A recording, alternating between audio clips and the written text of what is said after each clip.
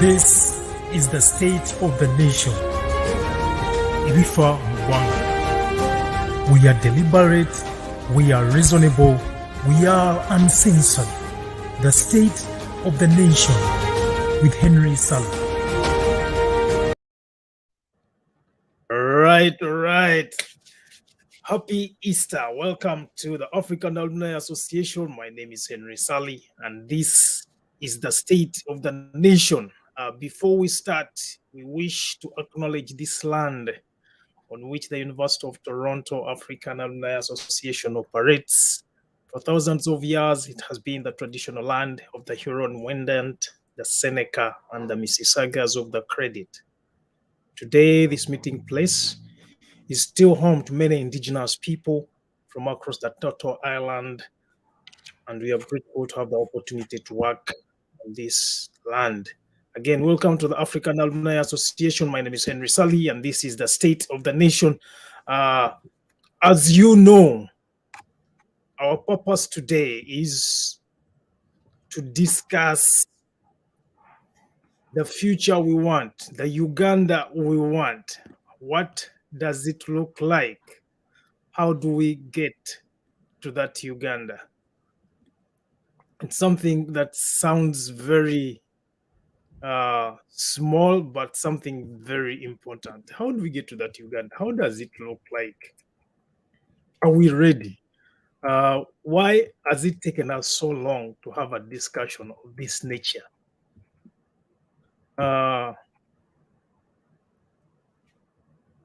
Why is it important for us to start having this discussion? It's very important to figure out these questions. I know we have been for far too long, we have been trying to react to issues in Uganda. So whatever happens, we discuss it, we come up with what we think are possible solutions, but we really never execute anything. Is it because we don't have a plan? Do we have a plan? I don't know. I'm going to be posing these questions to my panelists today to try and figure out why has Uganda stagnated in what we call a dictatorship, and what do we need to do to create the Uganda we want today, even when we think it's going to happen in 10 years or 20 years or 30 years. What do we need to do today to prepare ourselves in order to get to that Uganda that we think is the ideal Uganda? Is there such a thing as an ideal Uganda? How are we going to build that? And are we ready? Are we ready?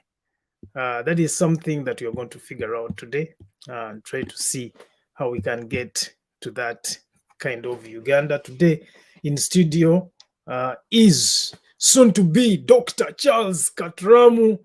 There is Dr. Joel Mirembe, and Dr. Stella was with us earlier. I think she's going to join us shortly. Tuli munaku nkulu, of course, you know exactly what's going on. People are still eating masala. Hopefully, everyone is going to be able to join us shortly. But for now, I am going to invite my colleagues in the studio. Mr. Charles, introduce yourself. How is your Easter? Pleasure to see you again. Pleasure to see you again, Henry, and meeting the fellow panelists, Dr. Mirembe and Dr. Stella. I am doing okay. I hope you are, or you've been. Easter, it's a mystery for now. Anyways, Charles Katlamu, PhD candidate from the University of Michigan. Happy to be here, and we see how the discussion about the Uganda we want, the ideal Uganda, and if in any case that exists or will exist.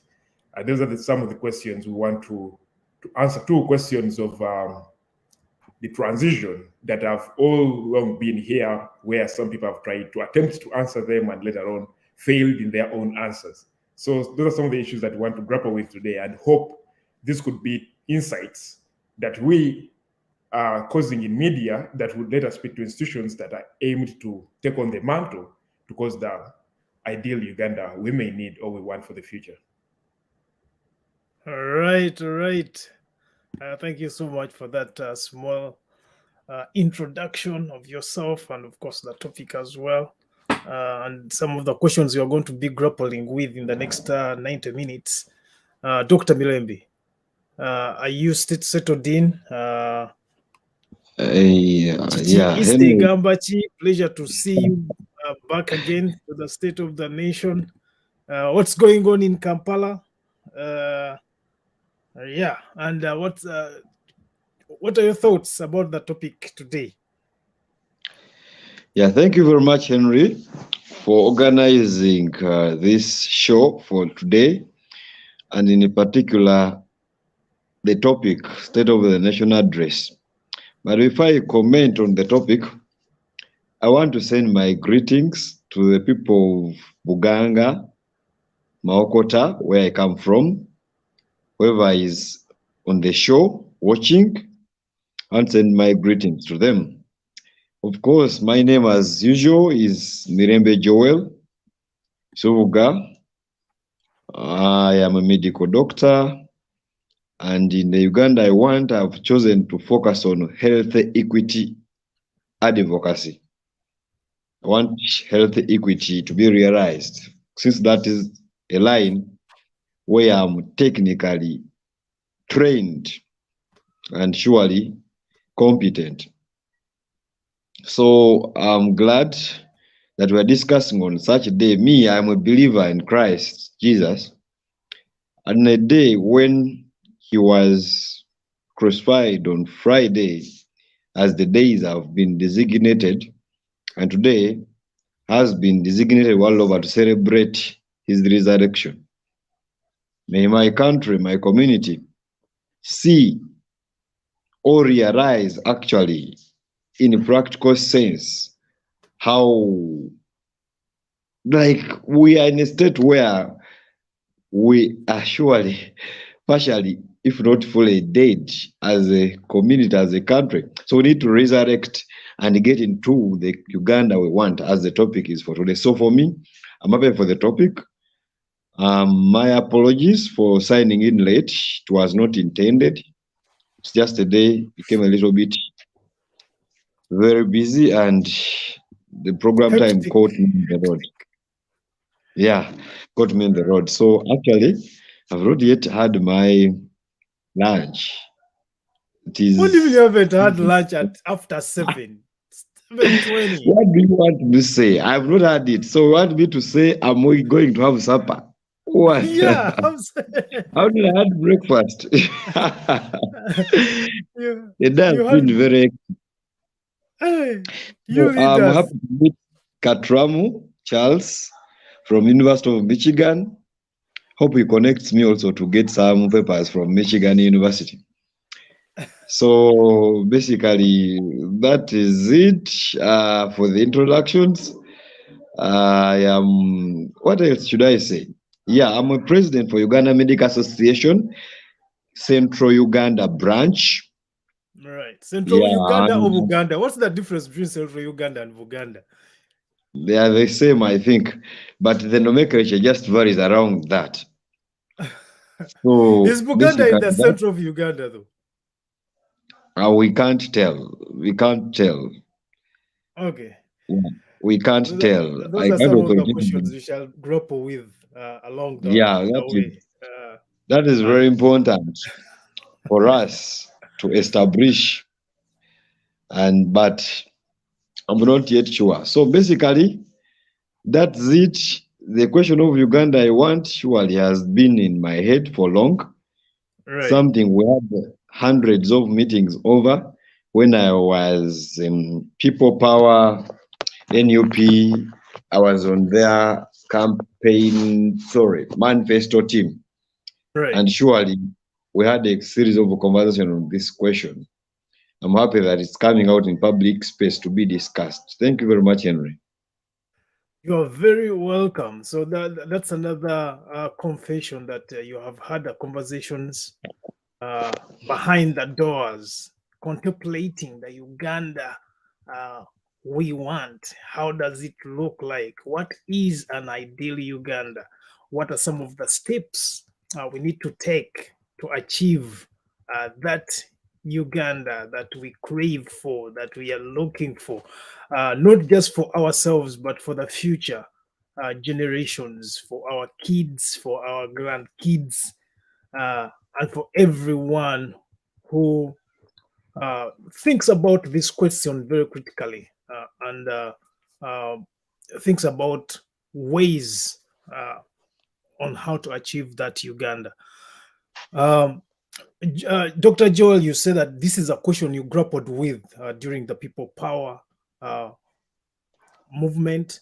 Of course, when we talk about people power, we also talk about NUP because people power later on evolved into NUP. So some people who are in people power stayed in the so-called people power movement, and then there was a creation, the new creation, which is the NUP. Have you realized any of the aspects of that dream? Because I think in understanding or in trying to envision the ideal Uganda, we need to figure out what has been our history. Why are we where we are right now? What has been our history, and what do we need to do to get? What steps do we need to take to get to the ideal Uganda that we are talking about? In your conversations during the NUP policy committee or the People Power Policy Committee, what did you guys discuss? And have you achieved any of the steps you thought that you would take to achieve that ideal Uganda? Yeah, Henry, you see, the last statement I've made, have you achieved any of what we believed, probably what we laid down, what we wanted? You know, it's a dilemma kind of question, because the Uganda we want should involve and engage everyone from an individual level to the basic community level, that's a family, then a village, upwards to the national level as we are. Some people have believed that the Uganda we want should have somewhere the word states, you know, Buganda as a state, maybe, Acholi as a state, maybe Bisoga as a state. A lot, that is now historical. The former 16 states that made up this country and the like. So, have we achieved?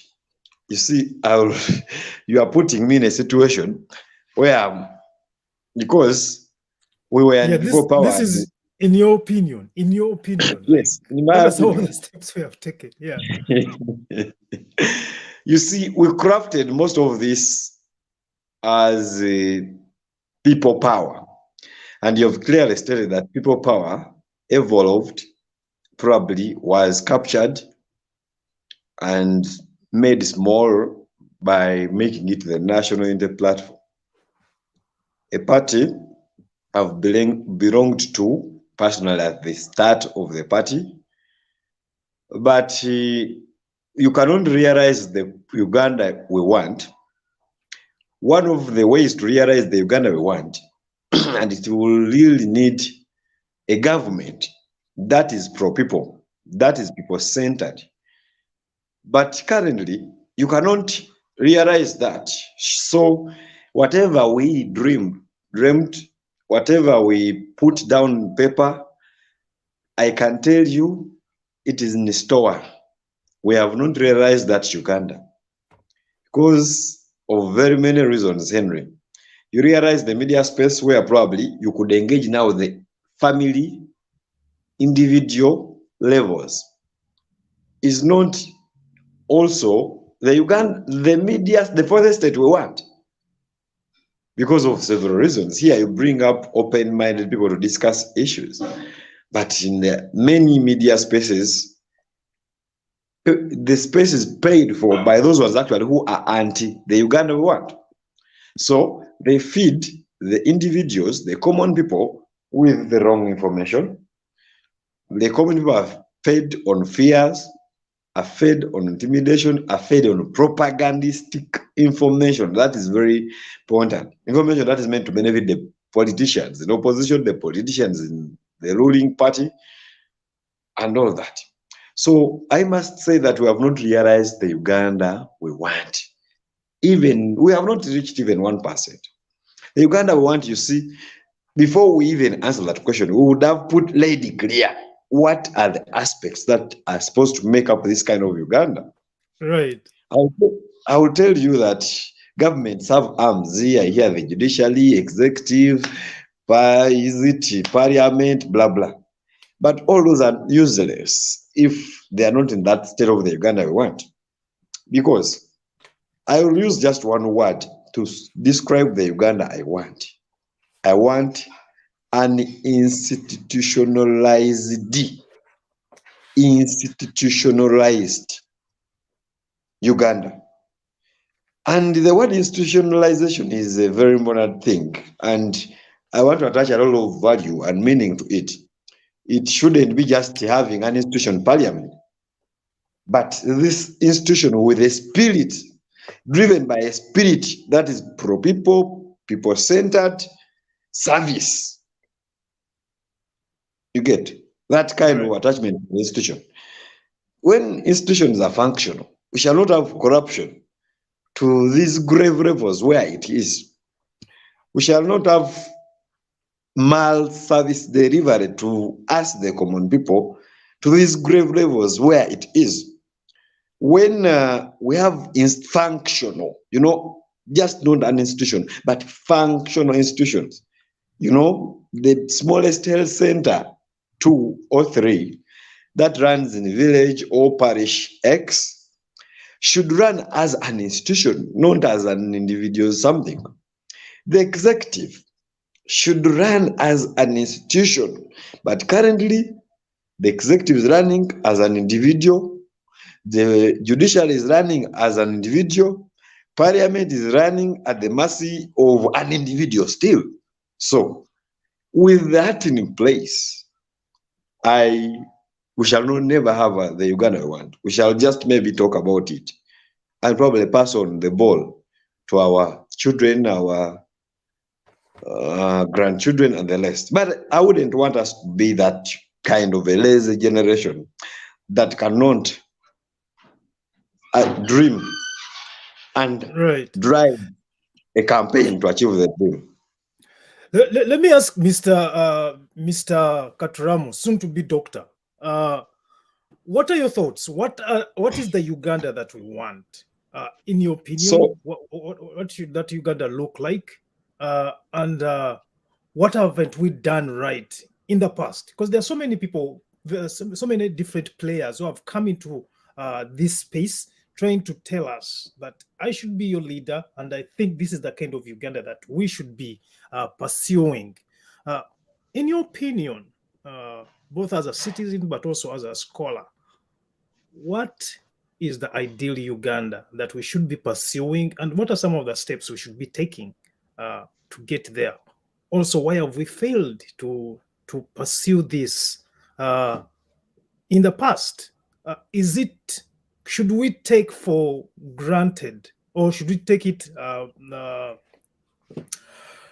plainly, as Mr. Museveni says, that we have no vision for Uganda? Thank you, Henry. So in a Uganda you want, you're looking at a state that is for everyone.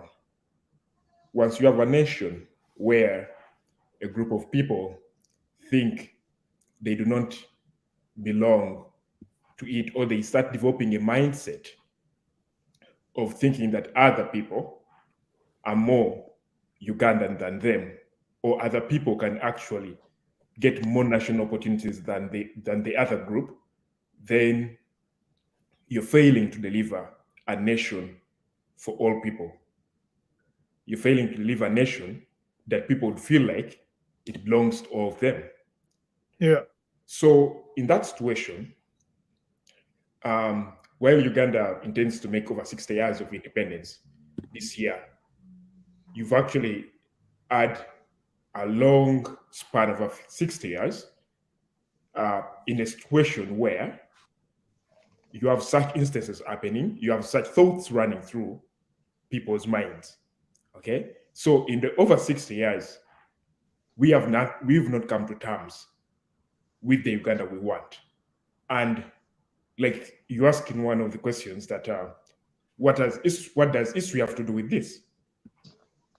In those 60 years, as a country, as a nation, we have not seen a transition of power that we can speak to and acknowledge that this was a transition that came with the will of the people. Right. Okay? So we have had a series of coups. We have had a series of junta leaderships. We have had a dictatorships. And for everyone, or for many people who thought that there was going to be a revolution, which you can actually say it was, or it happened, but a revolution in what sense? A revolution in which consequences at the end of the day? So Right. for many people who believe that that revolution would deliver the Uganda we want, they have actually come to terms to start doubting it. And one of the reasons for this is that the Uganda we want cannot come in a snapshot, cannot come by a regime.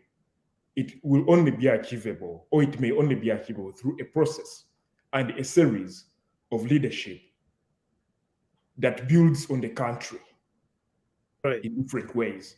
And if we fail to avail those opportunities to the people who have the potential to actually build the country, then we are blockstaring the Uganda we want.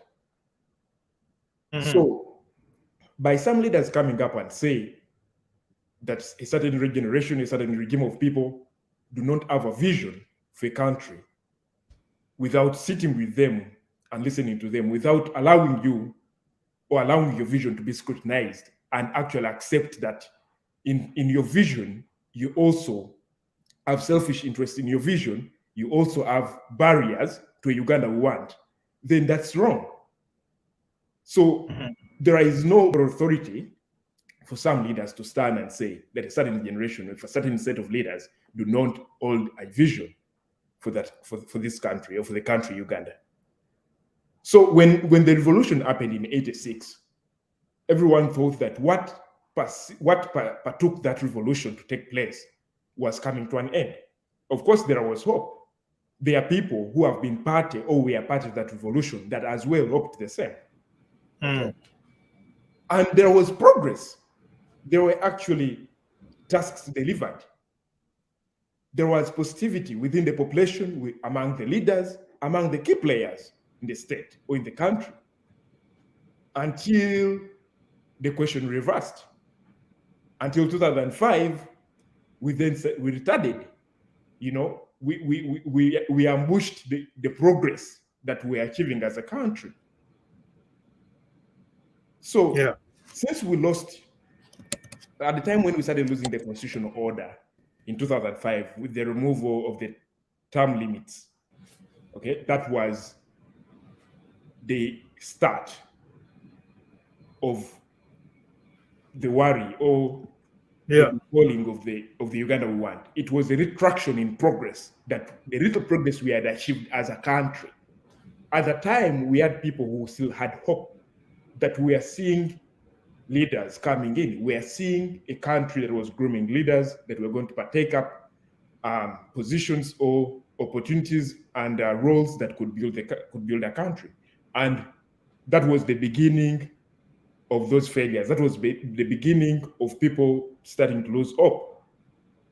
Okay, and that created an unconstitutional disorder in the country. Right. And once you have that, once you have a constitutional disorder, then the rest is history. And that's why Joel today tells you, if there is no institutionalism, if the institutionalization of a state fails, then it ceases to be, that state ceases to be a state for the people. It ceases to be a country for the people. Right. Because it starts to run on certain individuals. So its future starts to thrive in quotes on its individual, on these individuals, which is wrong. So the question of transition of power, which we have failed to answer, that we one time attempted to progress towards, and now we have failed to answer as a country, is a big deal in creating that institutionalization of the country, in creating a country that can thrive on all people rather than individuals. And if you asked me one thing today that I would wish for Uganda as a country, it would be the constitutional order. The most recent, very, you would call it ambitious on one side, but also a very dark side in the country's history, when the constitution, when the age limit was turned down, you saw what happened. Mm-hmm. There were a series of unwanted events that you would never want to be. Okay? And if you think you have a vision for this country, then I do not think that part of those events are actually part of the vision you hold for the country. Right. Therefore, if you have a very much will and vigor to cause such dark days, then we should also start doubting your vision. And therefore, that's moral authority to stand and say a certain generation, a certain group of people, a certain group of leaders, a certain group of the population does not hold the vision for the country ceases to be or ceases to stand. Okay. So let's step back. Let's go back to 1962. Right. Or right before 1962, when these cultural entities come together and discuss about building the project Uganda and agree to some of the things that they agreed upon, of course, with the guidance of the colonialists, whose interests were at the fore in creating Project Uganda. Do we know some of the conversations that happened during these deliberations within these cultural entities that eventually come together to create a Uganda that whose names end up on the legislature house or the parliament of Uganda? And why is it that since the creation of the project, we have failed in implementing institutions, as Dr. Milembe says, that the Uganda we want should have attributes of institutionalization, which in essence also mean transition of power. Why have we failed at this question? Because it seems to me, hearing from your submissions and also extrapolating from some of the thoughts Dr. Milembe presented, what is failing us today? What is failing Uganda today? And this is the political issue. The political question is that we have failed to ensure that there is a proper transition, unlike in the cultural entities that formed Uganda, which had their respective transition processes. Why have we failed to implement the same in the project that we created?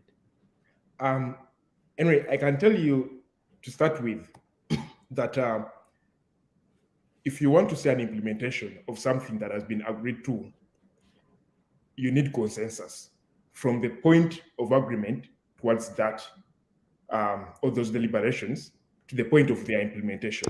Now, one of the reasons you would hear or you would get it from most of the people that the 1995 Constitution will remain, I think, one of the best, will remain the best Ugandan Constitution until today that we've ever had. Okay? It was because there was consensus to the minds that came together and supported that both the legislative minds and the political will of that document, and even towards its implementation. Now, where we lost it, and that's why I say that we retracted in our progress. We had a division because one group derailed the consensus. Now, getting back to the question of the 1962 that you're asking, is I can tell you that in my assessment, I can say there was no consensus. In other words, there was unreadiness among the key players at the time from what was thought to be the political arm or the political wing to the cultural institutions. Now, we got the country unreadily, and if there was some sort or some signs of readiness, those were pseudo lies. There was dishonesty among the key players, right? And that's why you saw that doom befell us a few years just after independence. Yeah, because of that dishonesty among players that thought that what had been deliberated on, what had been agreed on among institutions was useless, and therefore they decided to go behind the backs of the other players, and that was wrong, and it was the start of the turmoil that we see until today. Now, that consensus was key. That if they would have respected those constellations that happened at the time, and of course, like you said, with the power, with the help or with the support of the colonial government at the time, they couldn't stay longer. They couldn't afford to stay to oversee, that we deliver or the deliberations we had reached upon as a country. Okay, and they had to give us the chance, but the unreadiness caused the disarray we saw at the time, and then we went into a series of vicious circles. Okay, and until 95, when we had that strong document with the nationalistic consensus across borders, okay, even though they were partly said there are partial aspects that were not articulated or that had been kept silent. For example, the issue of having cultural institutions at the center. Okay, right. The document was strong enough in itself to see how we can cause that conversation in the future. It was right. So apparently, probably today we would be having a different conversation. We would be having a conversation on how these institutions, these cultural institutions, can be key players today in our governance. But instead, what we're having today are conversations that were had before the 1995 Constitution. Right. So what we're turning to, or what we want to cause, is a consensus stage, which is not easy to come to, because unless we have that, then we cannot have the order we want to create. You're going to keep divided as a nation. So there are things that we may disagree on as people, as players in the country, but there are things where we have to come as a one. Right. And in order to have some sort of consensus, we must also be courageous enough to speak to each other without exactly. And that's why I'm saying that there are things that we need to pay attention to as a one. Right. Once we think that for all things we need to be in opposition with each other, we need to pull each other's strings, then that's wrong. We're not going to get to where we want to be. Do you think there is room right now for conversation?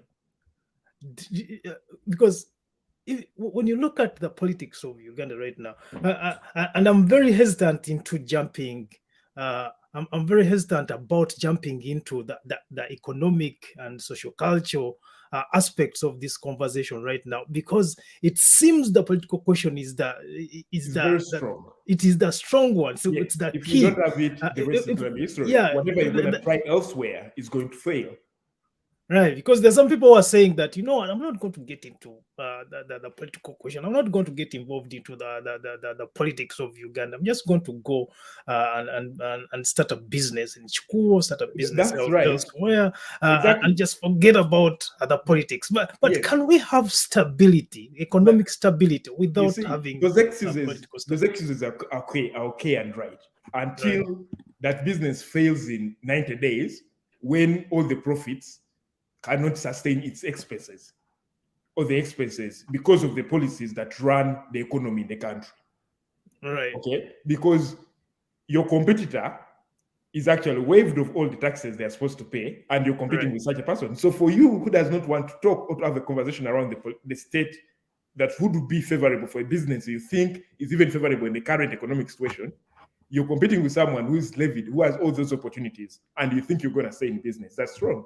Okay? So even when we sit down and have very derivative conversations about the economic policies we wish to have in the country, the social cultural nature or policy that we want for this country, without getting into conversation of answering or the getting a solution political to the question. Yeah, political question yeah.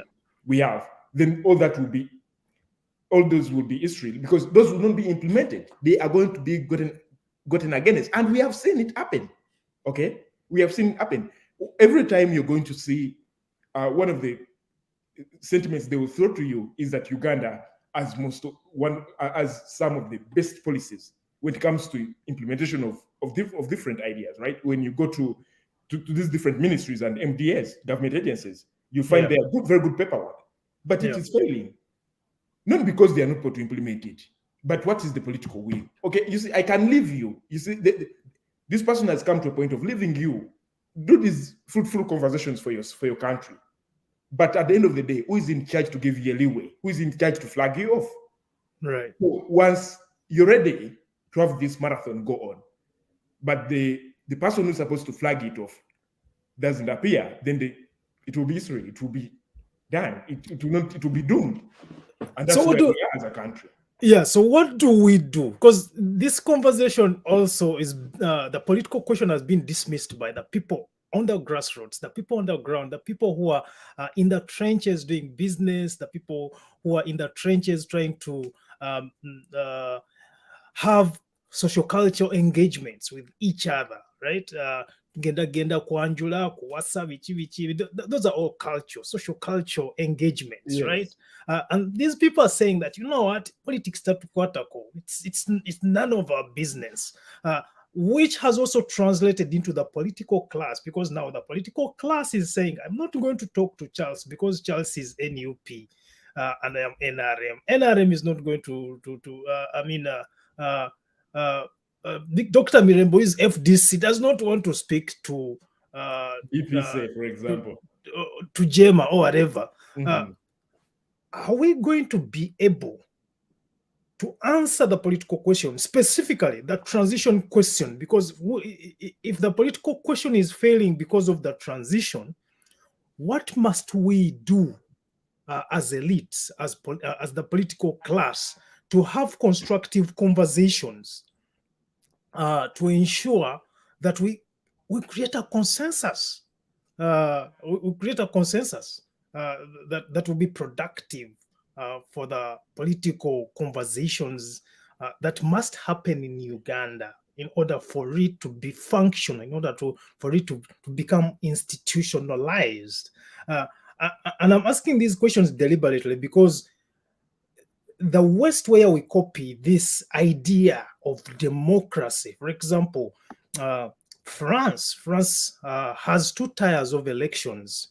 Often they vote the first round, and I think the first three or the first four candidates have to go into a second tier of elections for the people. That's all consensus. They are all creating consensus. The first election is people who are the leaders that should Right. lead us in the next 10 or 20 years.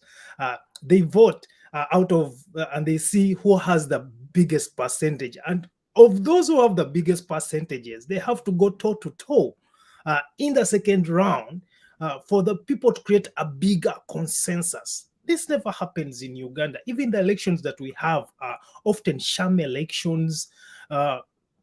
So how do we engage in a constructive conversation that are going conversations that are going to help us answer the transition question? Yeah, there is supposed to be a will from the key players, and and if there is no will, the population is supposed to push for that will. Okay, so if that doesn't happen, if we do not speak to each other, if we do not create that consensus, if we do not create that ground to listen to each other, we are not going to see any transition happening. And in that case, I say it because even the next transition that will happen or may happen will be a continuation of the same institution or the same kind of like, say, oppressive policies. Yeah, or mentality that you're trying to fight. Okay, Right. so we've tested the waters. We've tested the waters in the past because you would think, okay, if one of the current key players is not ready for such a conversation, then let's make sure that we push them out and make them lose the ground into this conversation, and then we see how we deliberate on the issues of the country. But if you failed to make that happen, okay, and which has happened because for over 20 years, that has failed, okay, to happen. Yeah. The next step you would have is to compromise, even when you didn't want, because that's why I said that not on every issue we are going to pull strings with each other. Right. Yeah, there are issues of this country that deserve a better hear from each of us, and once we offer it, we shall have better output. Okay, so we need to have that ground, and as I say that there should be will, but if you can assess today that will is not there, people are not seeing that need.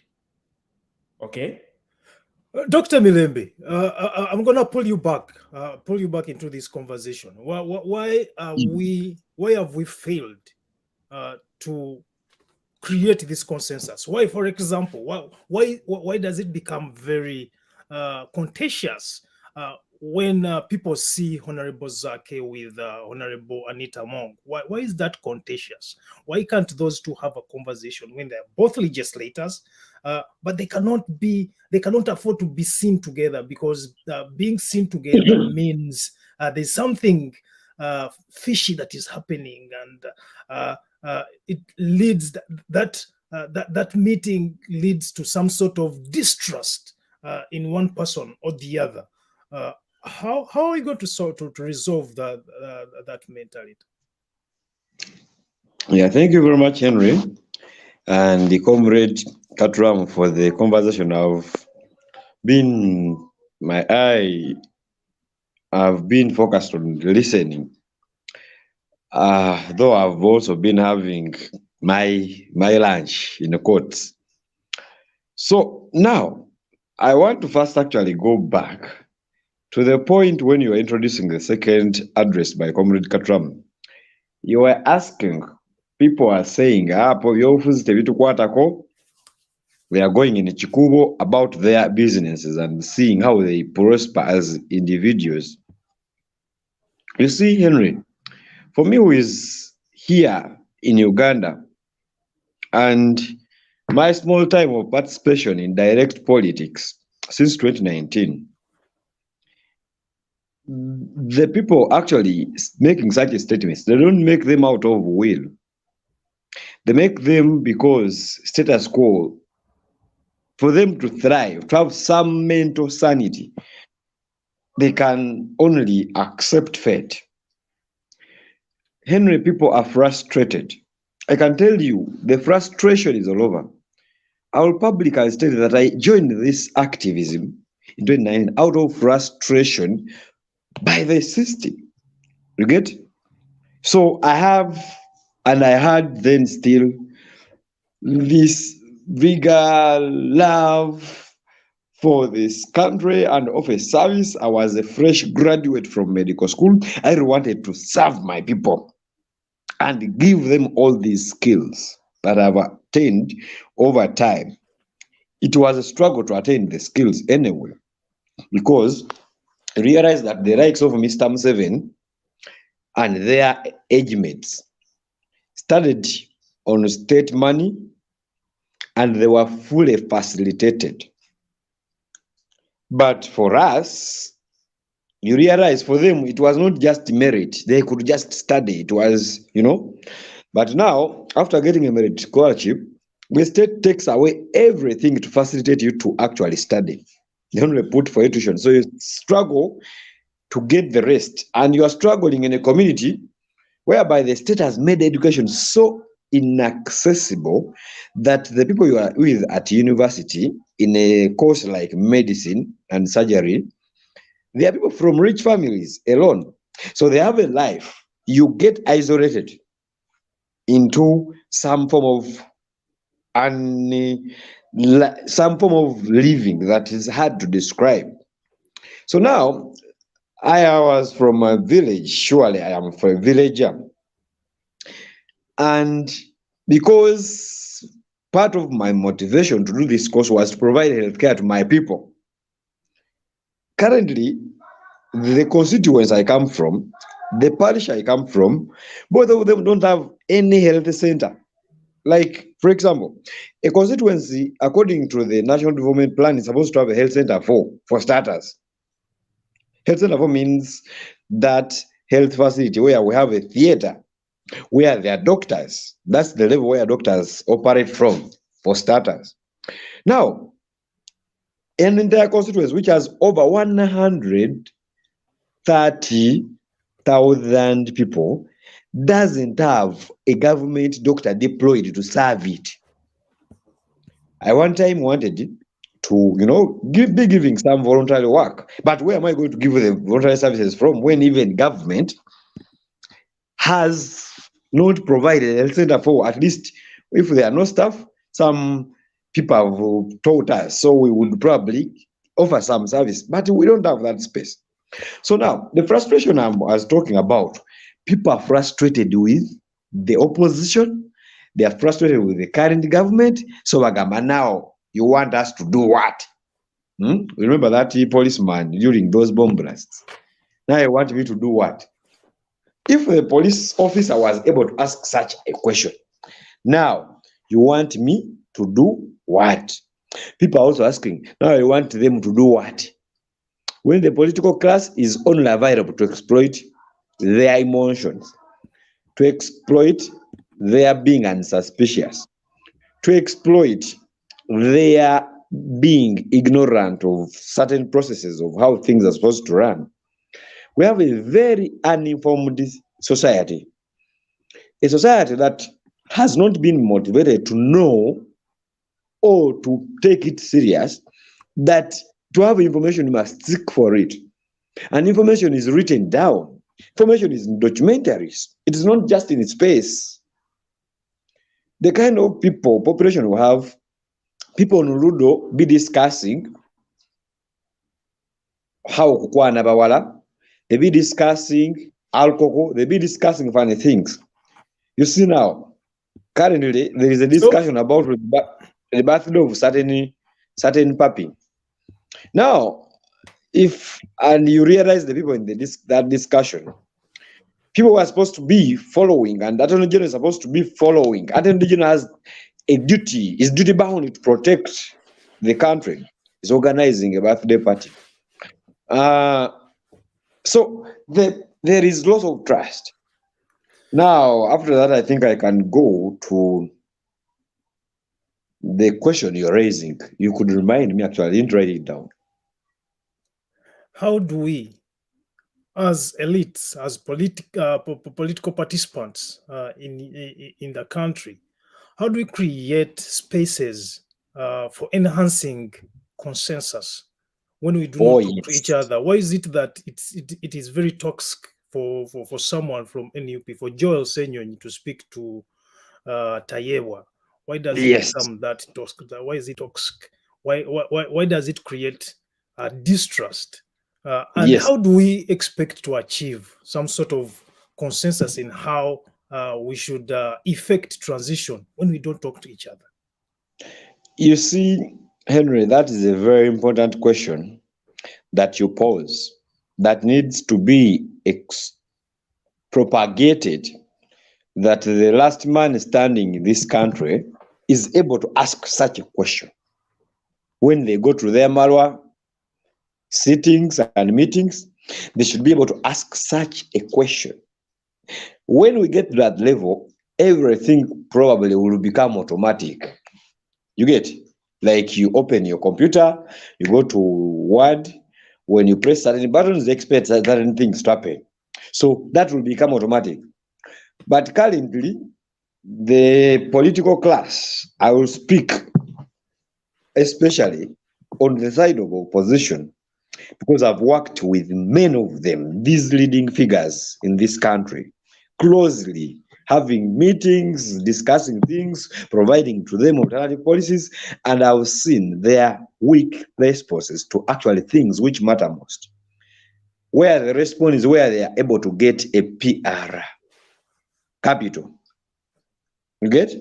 So now, the conversation, when people see the Honorable Zake, the Honorable Senyon, and the rest, and you see that uproar on the social media of how is dangerous, it's not acceptable, it is what, I have a different perspective. But I want to tell you that this is not automatic. It is fueled by other same, like for example, that I can authoritatively state that the biggest actor in the party where those two comes from fuels that. You get? So it's one thing. Do we have leaders? If we have them, do they know what we want or they know what they want? I want to repeat this. If we have leaders, do they know what we want or they know what they want? I want to end to say that they know what they want. They don't know what we want. And when I say what we want, I'm talking about the common person. I'm talking about the poor woman in village X. I will not use X. I will use Bukunge village. It's my village, so no one can say anything. So in my village, we still have people who sleep in the same house with their chicken, goats. When the pigs give birth, the piglets stay in the same house with the people. People are sleeping on funny, on grass, and some are still sleeping in grass thatched houses. People are not able to educate their children above primary 7 because sometimes most of the time no money, but sometimes even those ones who don't have money don't know the value of education. So now, that category of people I'm trying to describe using that wants a people-centered government. Now, our politicians want positions. Okay? They want positions so that they can grow stronger financially, have better networks in Uganda and outside Uganda, because that's what works for them. Now, what they are doing to pitch that envy, hate against Senyonya and Zake interacting with the other side publicly generates for them capital in that direction. Now, these people talk, including those ones fueling this hate. They talk under closed doors. They talk.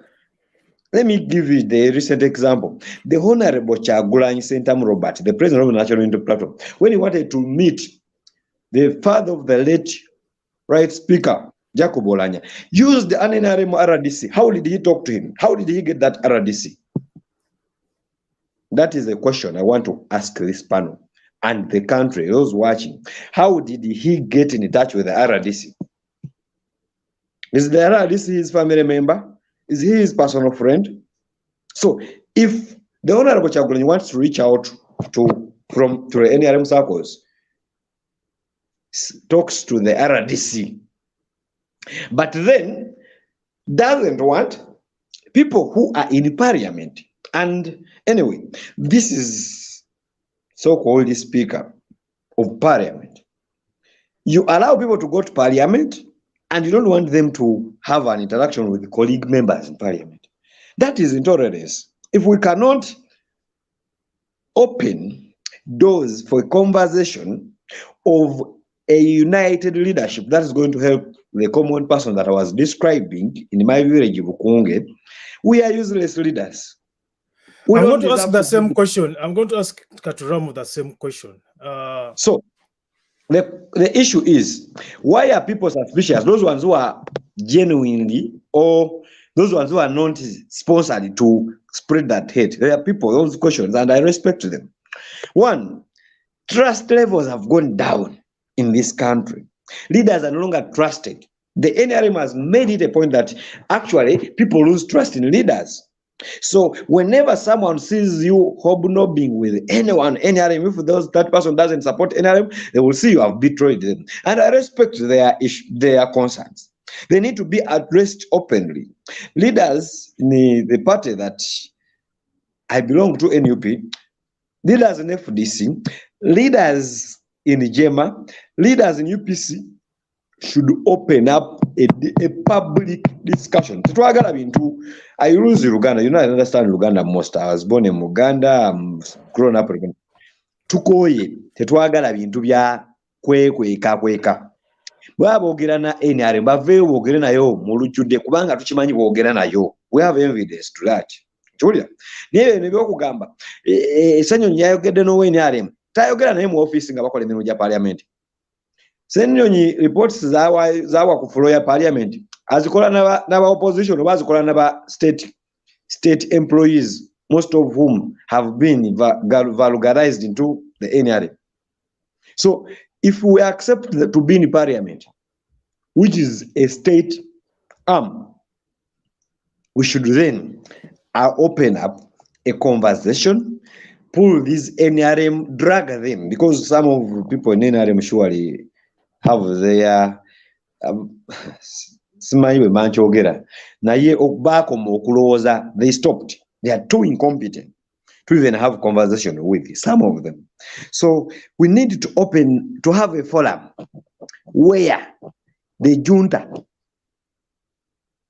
junta agents have an open dialogue with the people. You see, I want to benchmark from the junta himself. Yeah, the so junta. Dr. Birembe, let me ask Mr. Katram to No, also let me finish this. I want to benchmark from the junta himself. The junta during that NRA war could have dialogue in Nairobi or Dar es Salaam while the junta was fighting this side. You get that example itself shows you it can be interpreted in two ways. Either the hypocrisy of the junta that he has displayed is very competent about hypocrisy, which our opposition men are also really coming up to display that many of them are none other than hypocrites, or it was tactical ways. Because you see, strategy without tactics is planning to fail. You are planning to fail the moment you must raise strategies, lay tactics to implement the strategies, which our opposition people are not up to speed. You get? So we need to accept the reality we are in, that we are led by a junta government, which we need as early as possible to put it down. But in putting it down, sometimes you need to try to engage them as you cut them down. As you cut them down, there is no way for you to use another DC to access a space of NRM, and then you are the same person who come out to publicly criticize an elected member of parliament interacting with a colleague elected member of parliament. Thank you. Mr. Katuram, what are your thoughts on that issue? And if we are really thinking about the ideal Uganda, does the ideal Uganda involve not talking to each other because we have different ideological backgrounds? Of course, no. And the issue is that there is no agenda set towards that. The agenda set are different. Okay, they're in contradiction with that. The agenda set by the National Unity Platform or the People Power is in contradiction with some of such principles. Okay, so you do not expect those who follow or who support the National Unity Platform or the People Power or the FDC to kind of like come to consensus, to have a less emotional mind when they see such happening. Okay, so the thing is simple. These conversations happen, or even mere personal conversations may happen among these people on the opposite sides. Why is it that if a picture came out and maybe Mr. Zake is with Mrs. Among, it would cause escalations? The thing is simple. You have set yourselves as people who cannot have discussions or consensus or talks with these folks or with the other side. Okay? So once a picture comes out with such, one, from the people who believe in you or follow with you or support you, they would think you're going against the agenda.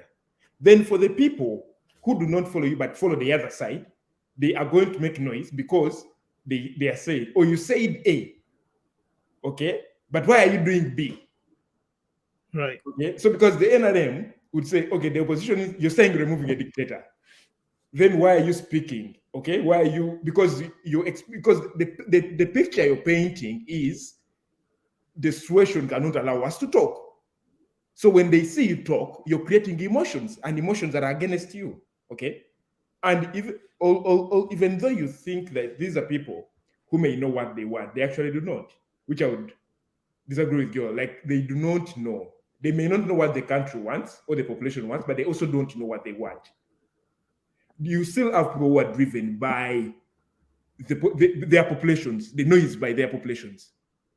Why is it that the people in Kibera strike against the government, and the next day Raila is in talks with Uhuru, and they are calm, and Raila gets into the government, and they are not doing anything because he has refused to be controlled by the noise of the population?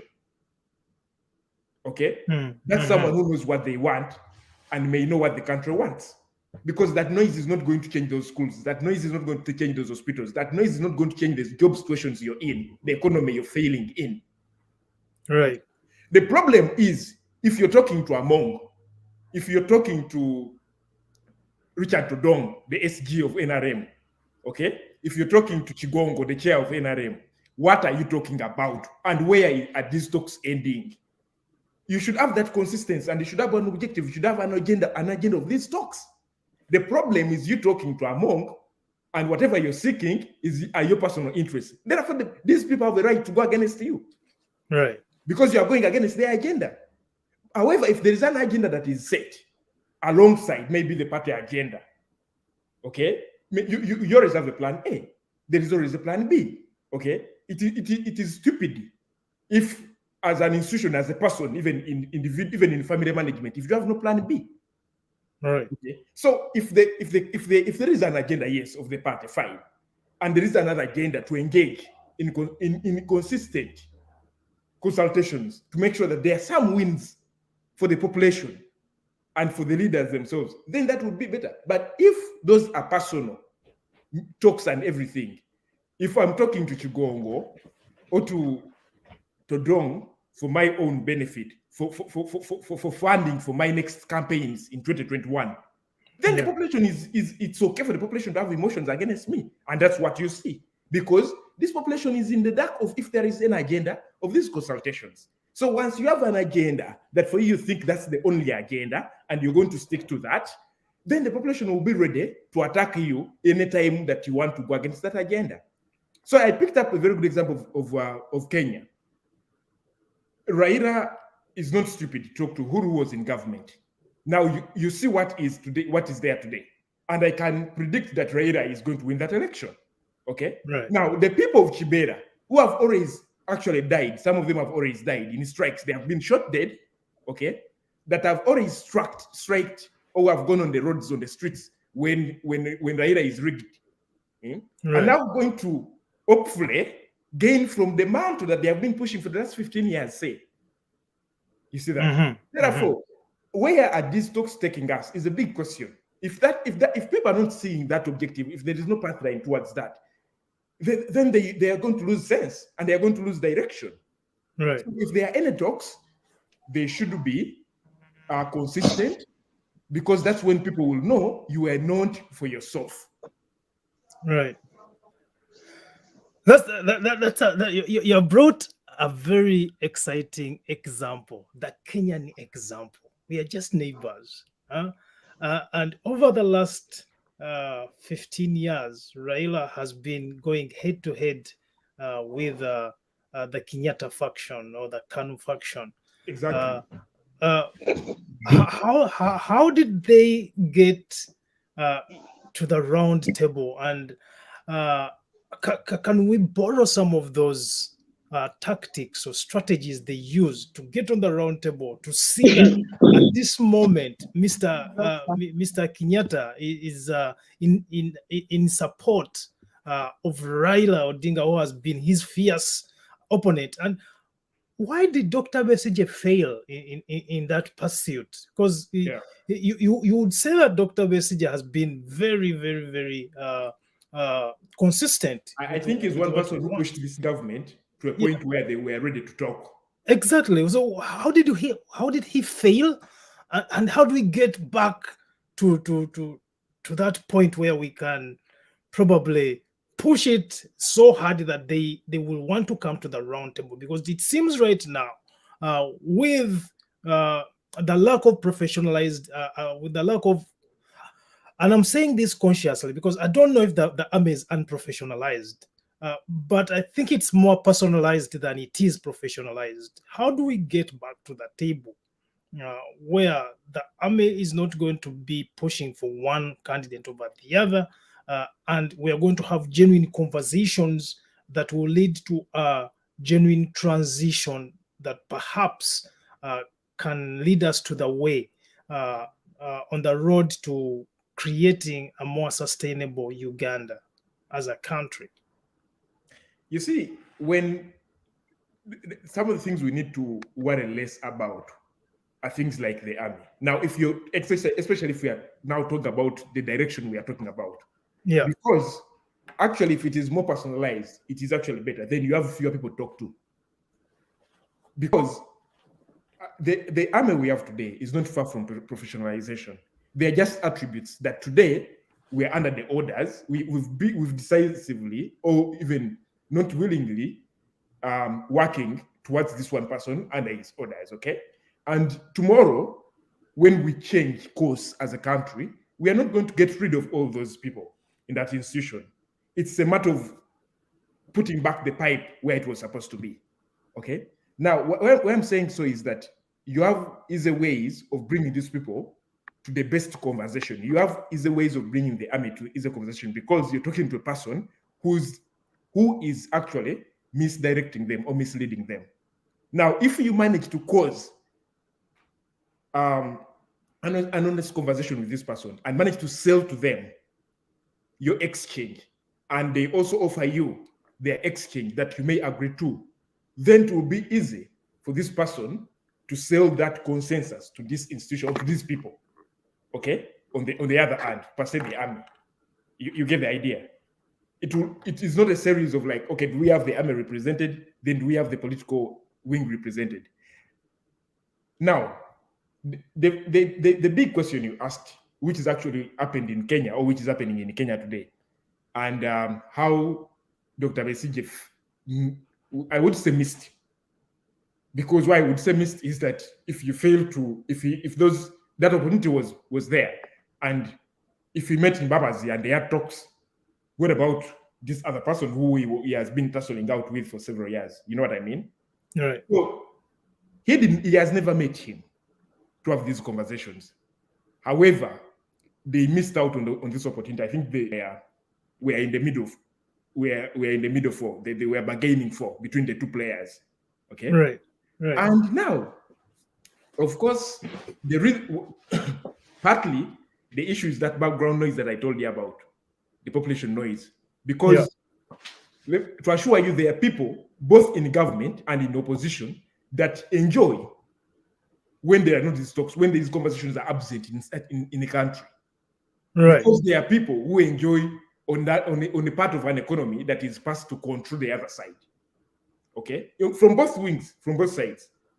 Okay, now those ones will are doing their job well. They're making sure that these conversations are not happening. Right. The same way, the reason why Besigye pulled out of the final talks with Amama Mbabazi, and why he did not block Saim, he did not go behind his back in the 2016, was because he was pulled out of those conversations. I'm not saying he would have gone ahead to back him up, no, but I'm saying the conversations did not go to where? To the finals where they expected them to go, with him in presence. So there are people as well who have a share of control over him, okay, that did not want him to complete those conversations with Mbabazi, and those people should have a question to answer when it comes to the talks that were supposed to be between him and Museveni at that time. You get the point. So I'm giving a live example, a fact, that if it happened with Amama Mbabazi's talks and he did not conclude them, then they should be the same people who buried the talks between him and Museveni, that the Mwenders were kind of like middle league or aiming for. Yeah. Now, again, that shows you that why are these talks, why are these issues, why a series of these issues are absent today in the politics we have today. And it shows you that we need a platform, but a platform is not going to happen naturally. Okay, we need a platform, and a platform that is there for a win-win situation. Right. Okay, it may not be the most honest platform, but it should be in existence, because there is a brick that we are supposed to put for the other bricks to be laid. Okay. Right. Yeah. Like, it shows you that if Besigye today can come out and tell you that I did not talk to him, however, we were going to talk, because the Mwenders had started that platform. Now we need people in this country who can be able to cause that platform, because what Joe, for example, was saying, that these people we call leaders may not know what the population wants, and maybe they know what they want. We still need people. Today, Biden as a president has mentors. Yes. At over 80 years, he has mentors. Yeah. So what about a Chagulanyi 40? Yeah. What about and Mr. Biden has been in government for over 40 years. Exactly, but he has mentors. What about a message of, I think, 60 or so? Okay. Yeah. So we need people who can cause that bridge, okay, and show this one side that, okay, if we are going into this, this is the agenda. What do you have to put in it? If we are going into this, the other side, this is the agenda. What do you have to put in it? Okay. Then this. But how do we ensure that when these conversations happen, they do not end up being betrayed? The same way Mr. Museveni talks to the Kabaka, he talked to the key players. But you see, yes, he talked to the Kabaka. The Kabaka, their talks with the Uganda institution, even though they have not gone to produce 100% of the results, there is progress, and it's recognizable progress. Now, you may not, you see, we may say yes, we may know him as a betrayer, as someone who may not mean what he says. However, when these conversations happen, there is a track record. You remain on record that you had these conversations as a country. Okay, you put up a platform, and there were results. There were results. You see, the talks that Joy referred to that happened in Nairobi, okay, that happened, even the talks that happened in Libya, between Museveni and Moses Ali. May not have been consistent through the process, but it's on record. They talked, they agreed on certain things. One side could have made the point to make sure that what they agreed on is done, and maybe the other side violated the goals they reached at. But that's another story. Can we have the conversation, and then the population gets to know what has been deliberated on, such that we can at least get to understand? Because you see, the other most important thing is that you reform your politics. There is always, you've set a precedence. Right. Tomorrow, if you see Chagulanyi today may not be able to talk with the government, because what does this story say? Besigye has been here for 20 years in opposition, and he has not talked to them. Who am I to talk to them? You see, that may not look as a factor, but it is. But it's a precedent. Yeah, yes, it is a precedent. It is a precedent. So if even though this, because you see, Museveni may betray you today, but you are 100% sure that in 2021, you're not going to take the mantle. You're still going to lose to Museveni or his person, right? Yeah. Therefore, if there is a talk today or a conversation today, and even if he betrays you today, his successor is not going to betray you tomorrow or may not betray you tomorrow. There is a precedent set, and you've changed the course the of narrative the country. And not for bad, it is for the good. Okay? So the likes of Raila in Kenya, even when they fight, remember what we say, that even though we do not agree, there are issues that we need to come as a one. Now, the likes of the Railas and the Kenyattas in Kenya, even when they disagree and Raila calls people on streets and everything, and they redo an election which he does not go to, and then Kenyatta wins, there are people behind Raila who know that the best approach is not for Raila to go and sit in his home and wait for the next election. The best approach is to engage this person who has the power. You need to accept where the power is. Okay? And you need to accept that the unison, those unilateral agendas you draw on as a single party or as an opposition, but I'm not going to push you anywhere, because they are not going to push this person to withstand with you. Suppress the opposition in Uganda, whether you agree to it or not. So you know where the power is. So in Kenya, the people behind Raila think good, not just for Raila as a candidate or their candidate, but they have an agenda for the country. For the country, and they have an agenda for the country that they need to deliver. So as well as the people on Uhuru's side can be recipient of the other group, because they know at the end of the day, they need it as well. They need the other group as well to deliver the country to where it's supposed to be. The dynamics and the individual attributes of these people and what they agreed on may be discussed, okay? May not be something we all like, of how they agreed and everything. However, for us, what we want to borrow from them is one, how do they build that foundation? How do they bridge that gap and have these talks that actually result into some things that they respect and actually push the country forward? That's something tangible, yeah. We do not. Yeah, but I think one of the reasons that we are not paying attention to right now in regards to Kenya is that they have respected their constitution, and their constitution has stood the test of time. But you see, that's where we want to push. That's what we want now. That's what we want to push for. Because now, our constitution has been violated. There is a disorder. There's a constitutional disorder. Fine. Are we going to keep crying on that? Till when? We need to get into strategies of reinstating that constitutional order that we wish for the country. And we are not going to reinstate it unless you're in power, okay? And you've tried to get into power and you have failed, totally failed, okay? Now, what are you going to do? Sit home? You know, you see, no. Some of the strategies I disagree with. For example, like even with one that is set for with Dr. Besigye, the red card. Yeah. It does nothing. It does nothing. And it's not going to take him anywhere. So, and people like Dr. Besigye are at the age, human age, the age, in terms of like years, that can actually cause the things. They have the experience. They have lived here. They know these things. Okay? They know they can predict consequences. So we need these mature people, the Kazindas, this guy, the Ruzindanas. Yes, these guys are supposed to come on board. The Karuhangas. And you see, for example, Karuhanga is on this side, the yellow side. Okay? Yeah. The Ruzindanas on the other side. And today, Karuhanga and the Ruzindana can even go out for a wine. So why don't we have these people? Because you see, that's how you achieve it. You need a person who can talk to this side and the other side. Now, if you have an Eric Karuhanga who speaks well and openly to Ruzindana, who is on the other side, the Mbabas is talk with the Ruzindanas. You've seen them on parties and their children's marriages and everything, the Tumukundes and all that. Okay? So why are we? So these are the people we can rely on. These are the resources we have as a country to rely on. Yes, the consequences may be different, but have you set a precedent?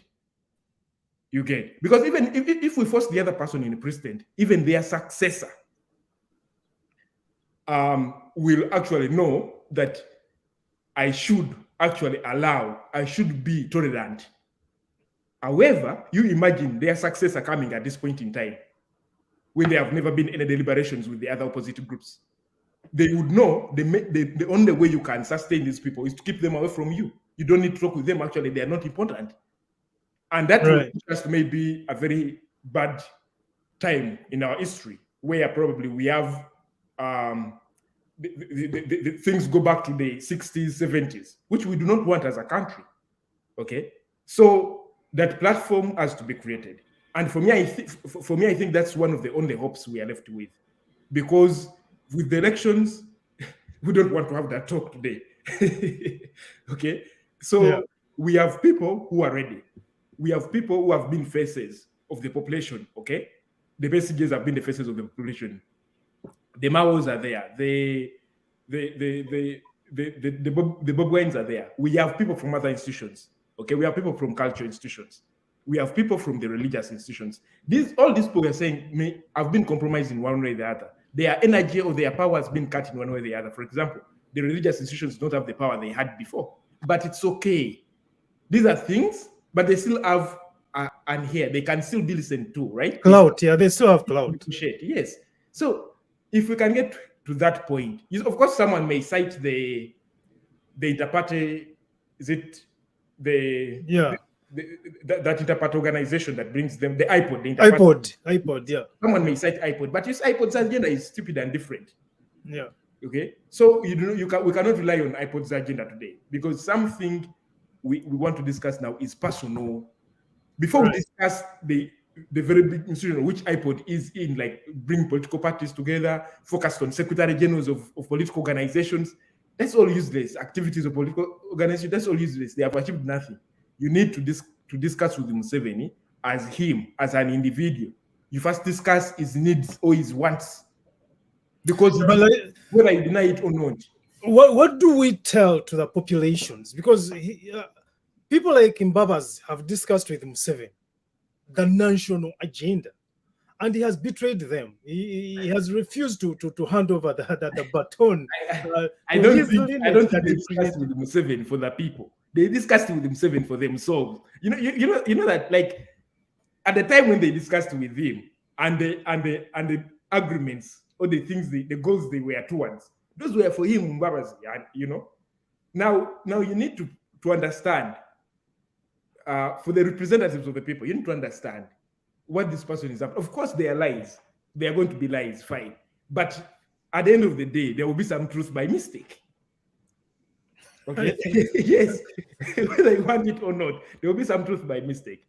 Okay? Now, yes, we can have all these things because, for example, Mbabazi's talks with him, we do not know. It has not come to public, okay? We've not come to understand the actual of how does Zimbabwe come to this? You're working with me already, okay? Right. And that's what I told you, that the consistency and the output of those conversations is important for the population.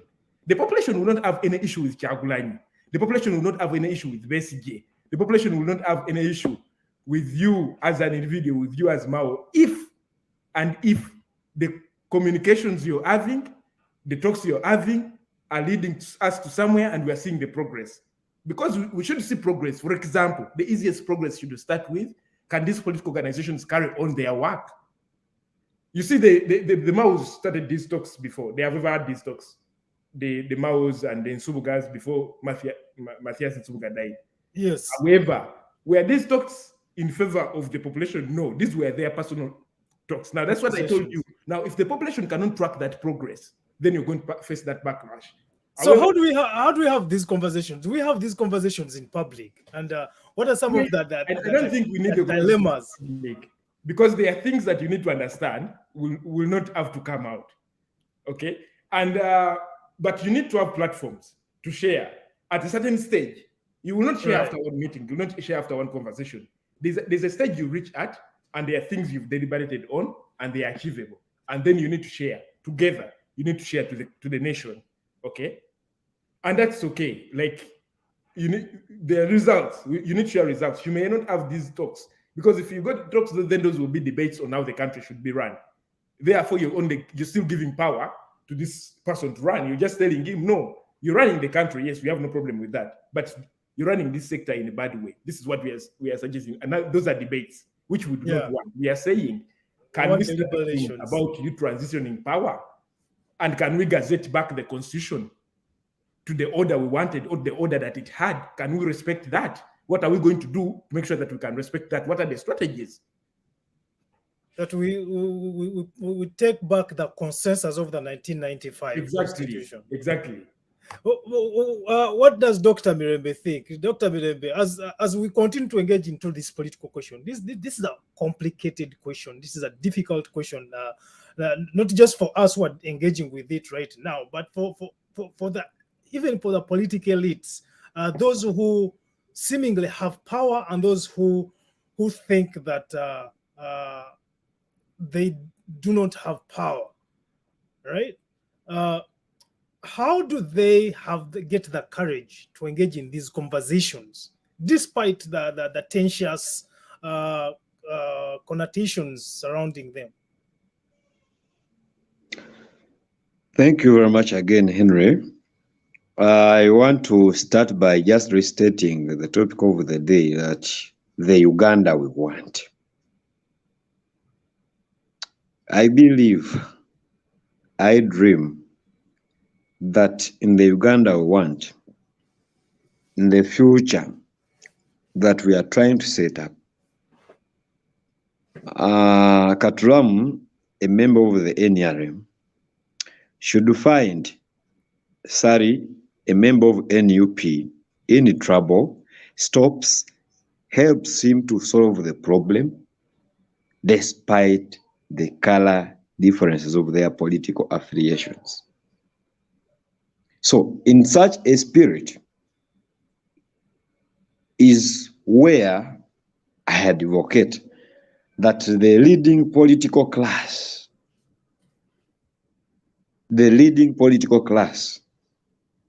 advocates for that same kind of engagement. I'm not naive of the fact that the NRA, I personally don't call NRM the NRM because typically where we are, it is a resistance army. It's sad that we're being led by a resistance group, like just me having the word resistance. For me, what they do is like, their resistance is not just against anything, but they're resisting against the population. They are resisting against good service delivery. They are resisting against nothing but us, the people who they claim to have given them power.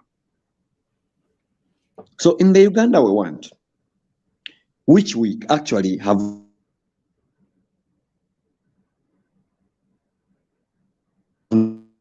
We have lost you. We missed that sentence. Sorry, the politics of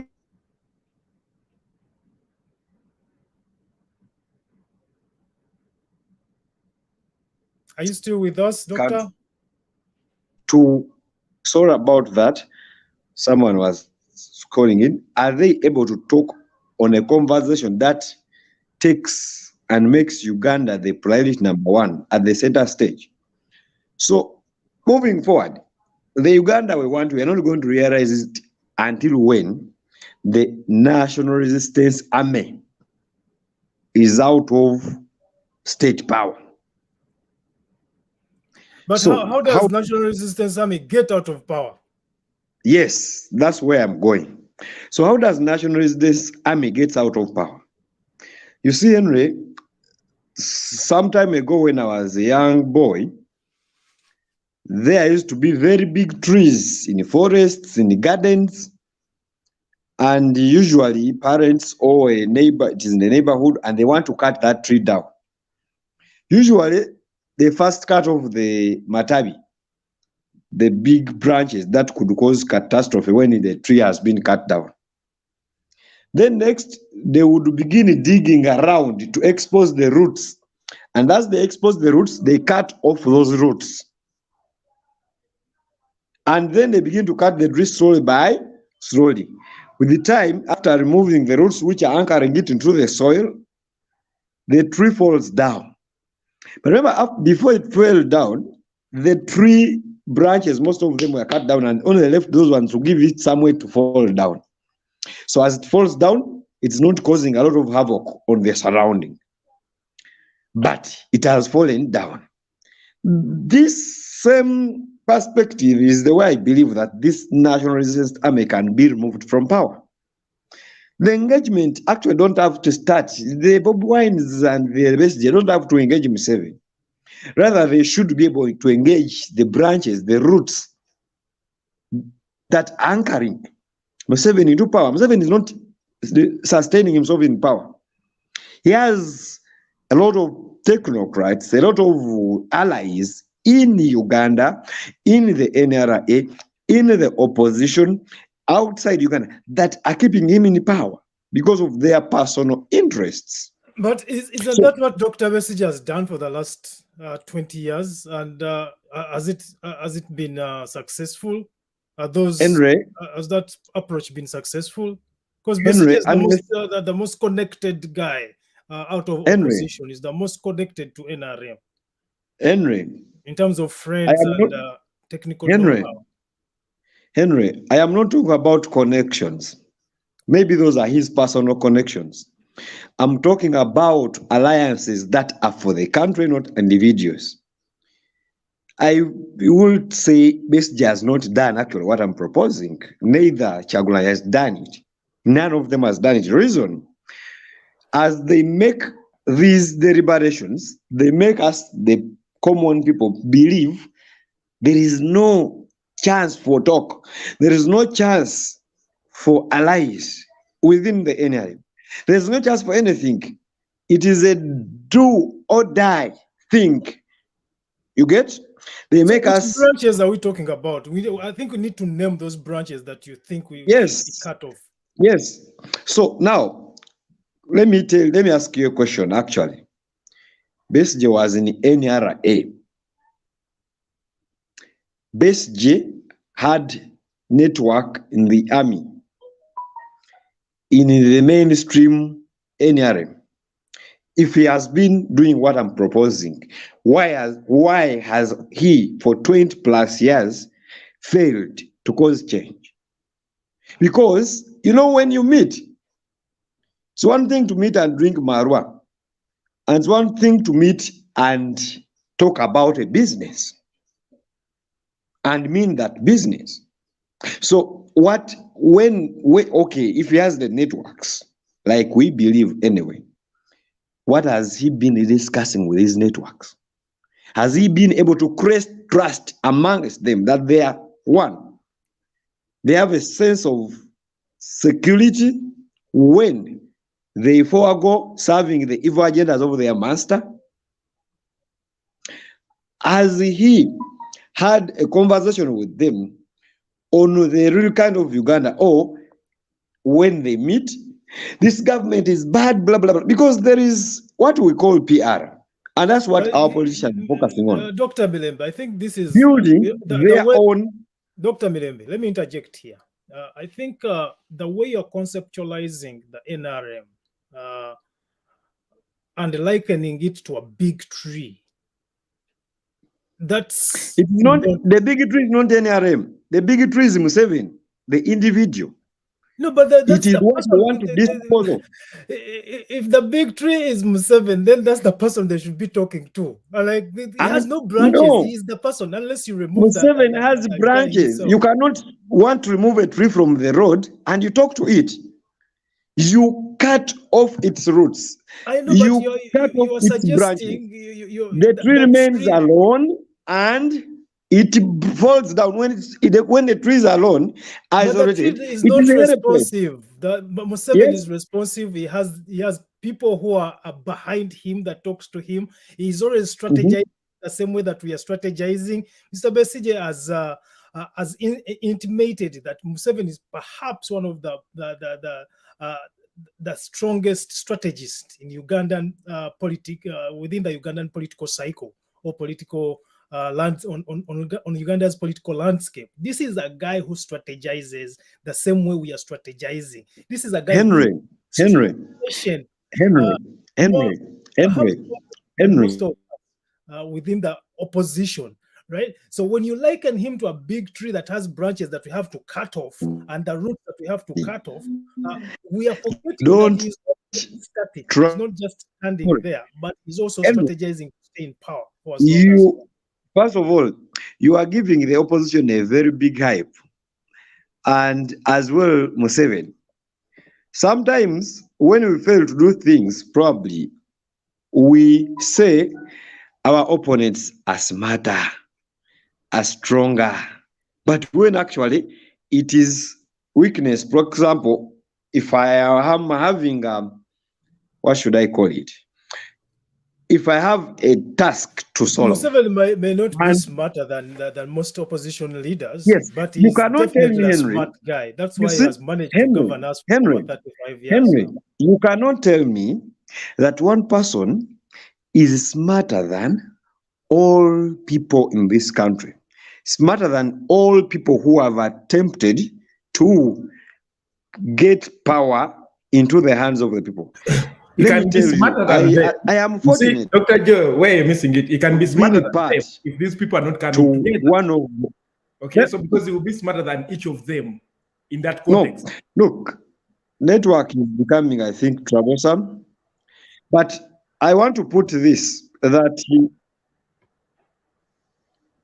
no, look, I have had an opportunity to work with some of these opposition figures. And because I've worked with them, I know what they be doing in their meetings, in their strategies. They are the same, and they are not actually strategizing. Let me give you an example. Recently, I was attending, I have been in the ranks of the leadership of medical students throughout. And of recent, they invited me for their general assembly. And I found their NRM actively mobilizing. You get? I didn't find there any opposition elements mobilizing. This what do we call it? This activity or event was a public event that was posted on Twitter everywhere. And actually, it is true that the organizers reached out to some of these opposition forces. They saw it irrelevant for them to engage in such an activity.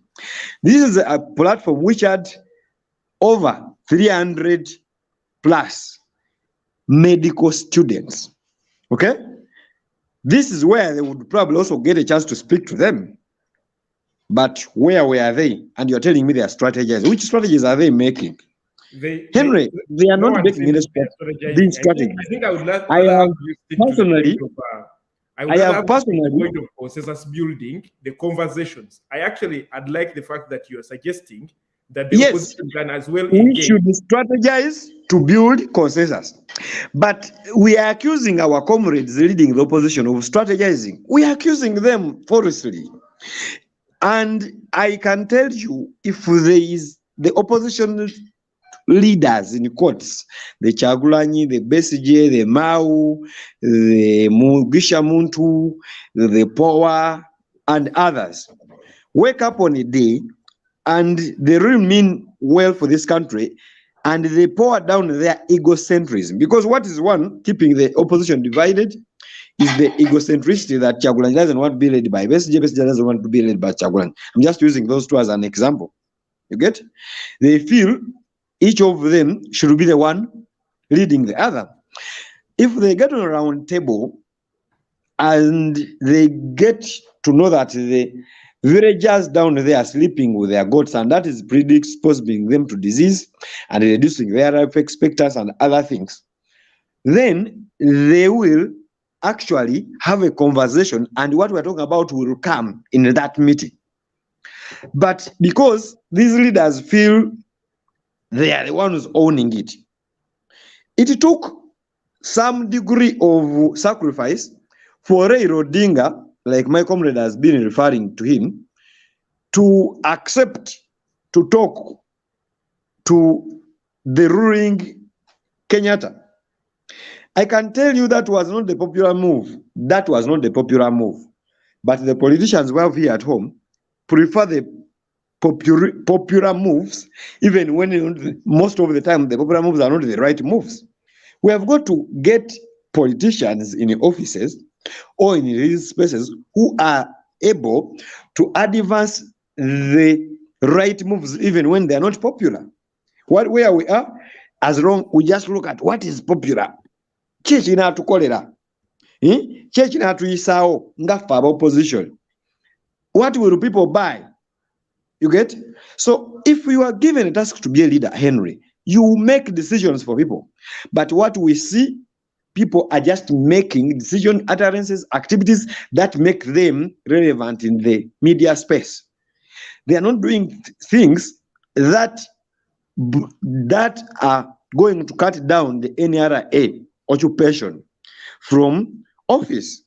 So that's why I'm saying the time is now for actors to come on a table after putting off their veils of egocentrism, veils of who holds more power in the opposition than the other, veils of who has fought for a very long period vis-a-vis who has just entered, and they sit on a round table. Of course, we are in a very alert to the environment we operate How in. do we get rid of Mr. Museveni without negotiating with him? Henry, I can tell you we need all approaches. We are not going to have the struggle. The revolution is not written. The revolution is not written. The gist for this conversation is to figure out the Uganda we want, but also to specifically specify steps for getting where we want to be. How do we get to that position when we say, even though we accept, because Museveni has rigged elections more than 4 times. Every time he rigs, he comes back.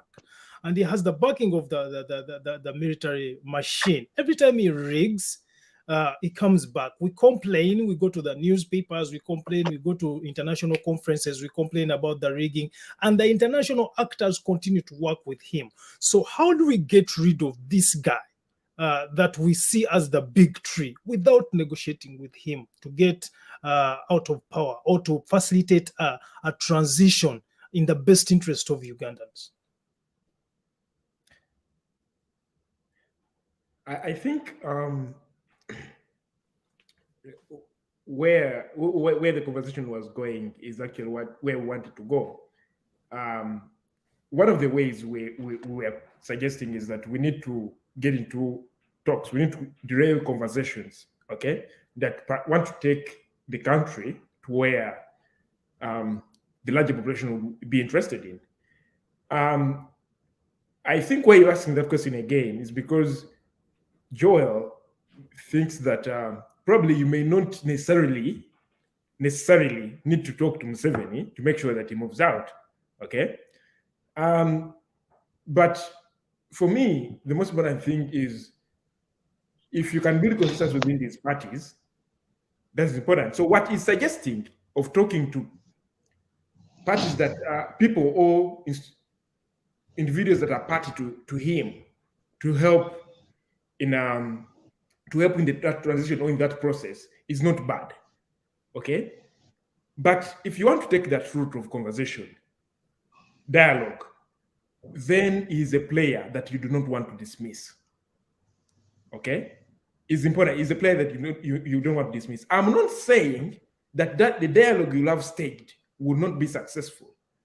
However, what I can at least be concrete about is that there will be an impact, a consequence, if he missed from the dialogue. There will be, yes, because whether you want it or not, he is important in this conversation.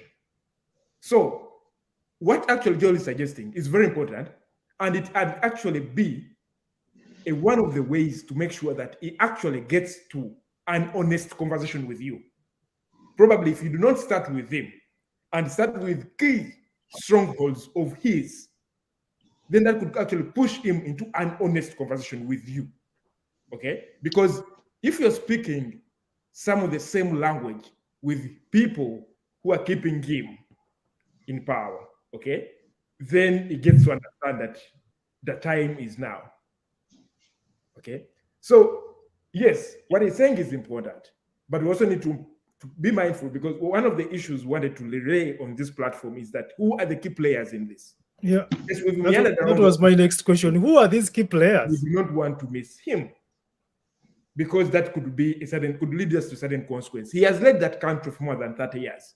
You do not want to miss such a person if you really want to look at a country that's going to stay for more years to come. The 30 is just actually not even according to how many years Uganda may be, okay, may stay here. So you don't want to get rid of that person in just the consequence of like, okay, we've managed to push you out, therefore we can go ahead with what we have deliberated on. So he's a key player and he has to be part. But probably the question is, how do we cause an honest conversation from him? Yes, Henry. I agree with what Charles is actually suggesting. And actually, what I mean and what I intend to propose is the target is the leader of the NRA. But how do you shoot to target the exact bird you want from the tree?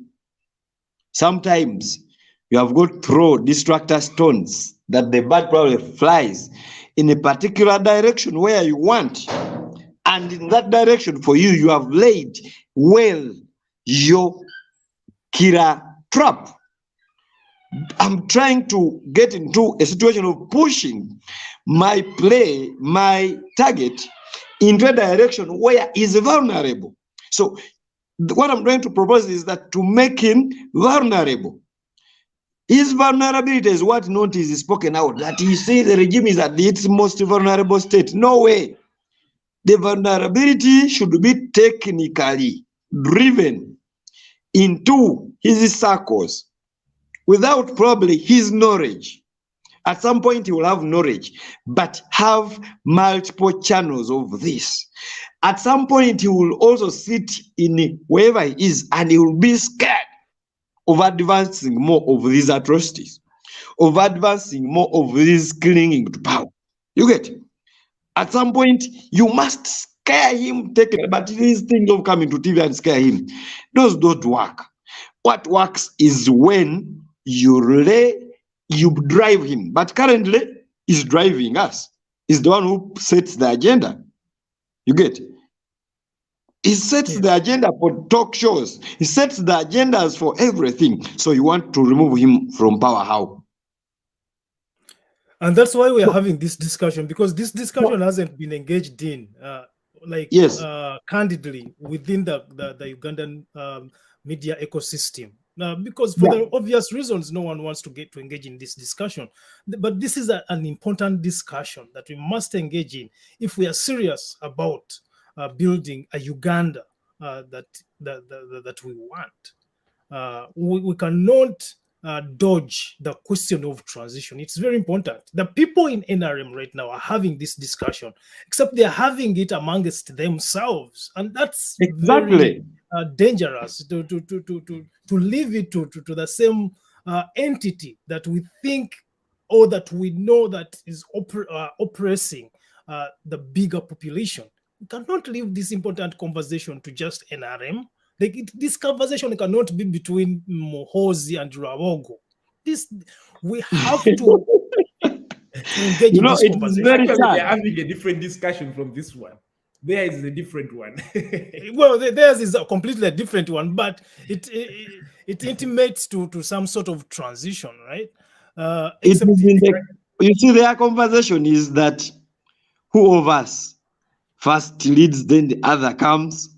Who of us should take charge of the electricity of this country? Who is going to benefit from the roads? Who is going to benefit from the cattle? You see, our cattle is not yet the biggest export we have in this country, and so on. So many funny conversations.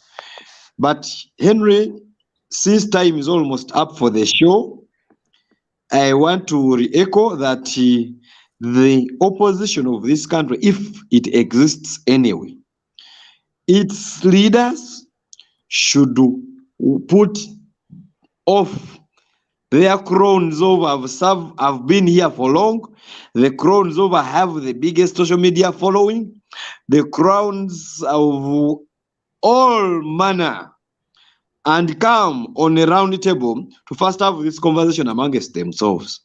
Because how can they propose to the other internal actors of the NRA what themselves don't have? You know, you can't give what you don't have. That's the biggest challenge. You cannot offer what you don't have. So if the opposition itself is failing to lead itself, how can it be trusted by the other people I'm just trying to advance that they have conversations with? And two, if they have to have these conversations, let them be able to account to us, the common people, not to have conversations we know about them when they leak. You get? Then we shall build more distrust amongst the masses. The opposition should have an agenda for power transition. The opposition is not there. You see, of recent, we have been saying with the Honorable Matthias Mpoga telling us accountability and service. Good topic, good motto. It is only good in normal circumstances. In our circumstances, it is not normal. You see, I want to put this again. Henry, you have, at least for you, you know about some of the things. When we wanted to take over some organization of recently, we reached out to these opposition actors, an organization which has a lot of say, that is listened to by the common people. And I can tell you, you know what they did. They didn't, not anything. Because for them, they are focusing on how to retain their constituencies. They are focusing on how to PR stunts in the parliament and everywhere. You get? So, Henry, being privy to that information, how do you tell me that they have a strategy? Why are you accusing them falsely of things? You see? Then the red card. Then what? So, like you see, Charles has commented about the red card. These people, body could be into Viralanyo. We are accusing them. So I want to end by saying the following. If our generation feels there is need for a better leadership, we have got to raise up to the occasion. We have got to raise up and raise the resources, build networks that are going to get us into these spaces, and we implement the right things. Otherwise, the leaders of the current people are not in charge, and they're not going to be in charge anytime soon. So we have got to be in charge. The Charles, whoever you are in Michigan, my friend, it's time to take charge. It is time to take charge and tell us the networks you have in Uganda. And, we have got to have now conversations, probably of media, on how actually to take charge, rather than the lamenting, because me, I'm really angered by the lamentations we have on daily. And probably, as myself, I'm not happy with myself, because I see we are talking a lot, we are doing great. Today we could have been talking about that deal that was then, the coffee deal that was engineered by Mr. Ngovi. But we are strategically having this conversation because we think it is important. Yes. What kind of Uganda do we want? What is the ideal Uganda? What kind of Uganda do we want? How do we get there? Who are these key players? Mr. Museveni is saying that it's probably going to be very hard to have a conversation with Museveni because of the nature of his. That's why I would choose to have a conversation with his roots, his branches, and such that I make him very vulnerable, and that will lower his egocentrism, because he's detached from reality. That's one. He wants power. He knows he has the branches up to the last village, which can maintain him in power. But of course, of recent, is also aware that, for example, let me give you an example. Museveni has been moving around easily. This year, when Museveni is moving from where they can close the roads in Kampala for 3 hours and you have cars not moving for 2 hours, Museveni is passing. So that alone, for me, speaks to the fact that of recent, is also aware that the masses are not with him. The masses are never anymore happy with him. But he can stay in that state for even for next 40 years if he doesn't die, if we don't take charge. You get it? That scare. Mr. Katram, what do you think?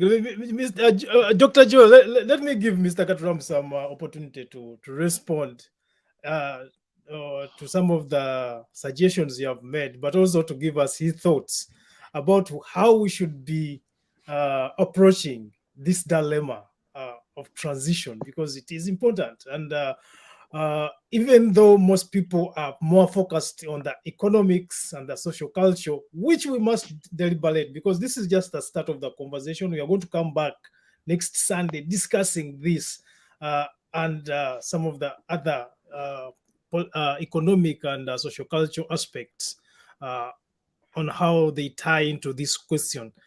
So next Sunday we shall be coming back with similar questions. But Mr. Gatram, what are your thoughts? Well, the most important thing here is that, or out of this conversation, is that we agree the what that has to be done, which is consensus building and getting into conversations and dialogue on how we can make, or how we can transition to the Uganda we want. That's very important. And again, we agree with the how. Okay. The people we are talking about to come into this play or to take up these roles are important. However, if time comes and they cannot, okay, then there will be people who will have to take up that role. Yeah. So right now, they may not be. You may not have an equation where they miss out. Okay. But we should also know that these are individuals that need guidance. They are not in themselves prophets, right? They need guidance. They need advice on how to move forward. Okay, how Kyagulanyi got to his decision to come to stand for presidency, and how and him getting into presidency and the nominations and everything may have been a half-baked idea, but he got there, right? Now, how you make Kyagulanyi a statesman is another story, which is not in the conversation today of the people around him. Okay. Now, that's what actually Joel is suggesting, that if they cannot do, then there are other people need to come up and do. Okay. But you are not going to have the whole population come into this, because what we are agreeing on is that the right direction to take is that of consensus, the civil one. Okay. Yeah. And if you want to take that, then you need a representation that can work towards that with an agenda set. Okay. That exactly what I told you, that if there is a platform to be created, then you need to know what is the input of the other group into that agenda and what's the input of the other group into that agenda. And then you can move this forward. So there are very many reasons to blame the current people in the opposition, or the current people you call opposition leaders. But there is also an intention to understand that before Kyagulanyi became who he is now, he had his individual will that you who supports him, or you who works with him, or you who sidelines with him, did not know about. The same to Museveni, the same to another person, the same to Mugisha Muntu and everyone. Okay. Right. However, when it comes to the play, you start selling to them what can better their will. Okay? Because Kyagulanyi would have decided to go back to parliament. Right. Okay? Yes.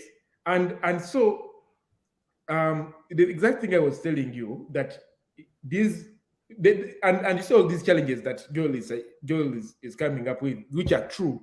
For example, how they are not coming together because of maybe their egos and everything in the opposition and all that. You see, all those is because there are no people that are there to guide them. There is no reason until now why you have such an opposition that we have in the country. Because they don't have the power. They also know it. If they knew, if they don't know, then they are a mess. They don't know what they want for the country. If they don't know that they don't have the power, because if they thought they had the power, then they would be the ones in charge today. But they know why they're not the ones in charge. Okay? So if they're saying they don't know where the power is, then we shouldn't deal with such people, because where are they going to get it from? You cannot look for what you don't. Yeah, exactly. Right. They may be targeting a wrong person or a wrong group. Okay, so they know they don't have the power. So these are few angry people that are pushing away the food from each other because they don't want to agree on how to approach the food or on how to approach the place where the food is. Now, and this is where other groups of people, the civil society, this is where the media, before Jacob Olanya died, he had promised to have such a conversation that we're having now. Okay? Yeah. Probably it would have changed the landscape in one way or the other. Probably it would have changed the way the media talks in one way or the other. Okay? Now, this is where the institutions that we were talking about, the cultural institutions, the religious institutions, this is where we have to come in. And that's what Joel is suggesting. And those are the other people Joel is talking about. Okay? Today, Kyagulanyi may not see this as the right agenda. Today, basically may not see this as the right agenda. But Kyagulanyi obesije omugisha muntu can be convinced by the institutions that maybe they align with. Okay? So before we even look at how before blaming these individuals themselves or parties or political organizations, we need to understand that we ourselves as well have a contribution we need to make. The institutions like education, the institutions like cultural institutions, religious institutions need to come. If these political players have failed to partake this role, then we need to come in to show them that this is the direction we need to take as a country. Because anyway, even if they did not take it, they're not into power again, and we're not seeing the Uganda we want. And basically, actually, what we're saying is, it's not that if the opposition comes into power, we are getting the Uganda we need. No. That's why we're not talking about exchange of power from the current ruling party to the opposition, but we're speaking about a transition. And we are saying the discussion should be around which kind of transition should happen. Okay? And can we respect that transition? Can we support it? Can we make sure that if it happened, it is of the will of the poor and it will be supported? And then we shall have a track progress of such transitions happening in the country. And that's how a country grows. What is happening in Ghana today did not happen in 2000, it was not there in 2001 when Jerry Rawlings left. But when they respected the process of the state and they managed to go ahead, over 20 years, they have built something that was not there in 2001. In Uganda, probably right now, what you might be having is a destruction of what was there in 2001, which is absurd. So, finally, the consensus is important. The dialogue is important. The other institutions are important to come in and fulfill their role. They shouldn't be quiet. They shouldn't jump on every story. Okay, it is better. Yes, we know. Today you don't talk about beating people or killing people or what. We know. Okay, now we are tired. That I think it doesn't take us anywhere. The civil society. The more you talk about how floods this side, how no housing this side as a civil society. Yes, we have had that conversation for the last over 20 years. So what's next? We need to move forward. Yes, we need, like James is saying, we need to move away from lamentation, rhetoric, speech, to moves, strategies, and processes with events that take us away from the real root cause. Otherwise, rhetoric has got people political positions and it will continue to do so. But of course, the recent benchmarks we can take from Kayunga, that even when you use the rhetoric to earn the trust of the voters, the current NRA regime can actually take away that win. So I think it's a high time that our politicians, our political activists, the civil society, the religious cultural institutions, leaders in all sectors, all wings that make up this country realize we have an urgent, unattended to issue. And that's how power moves from one group to another. Because it is not the last time that Uganda will get bad leaders.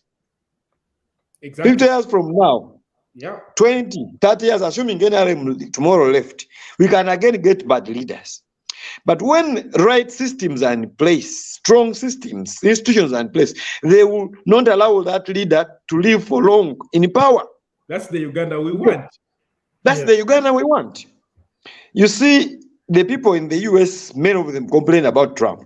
So the system allowed him out of power in one Chisanja.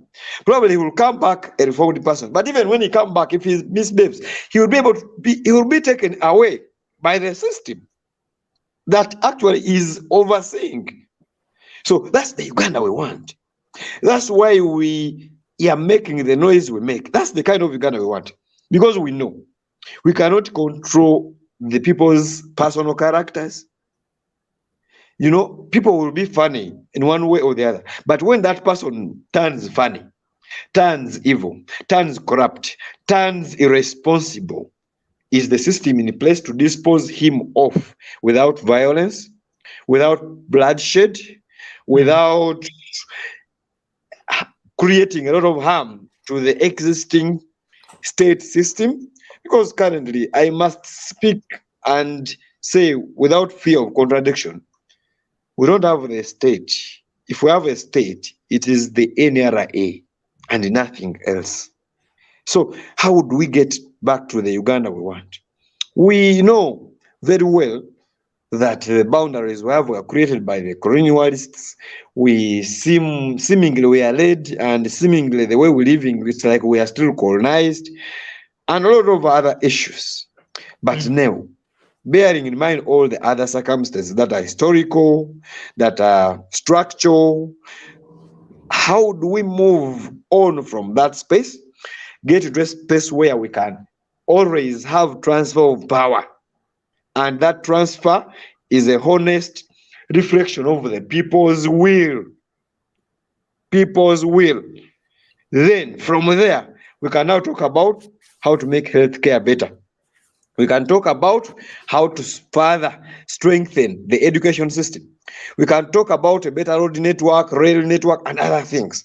But without this, even if we talk about all these other things, because policies are in existence, I think Uganda has, most of its policies are good, but they are not under implementation because we have a leadership problem. Crisis. Yeah, so are those your last words? I want to ask Mr. Kalmama to give us his last words as well. And then I'm going to ask you guys to prepare for another similar conversation in the coming days.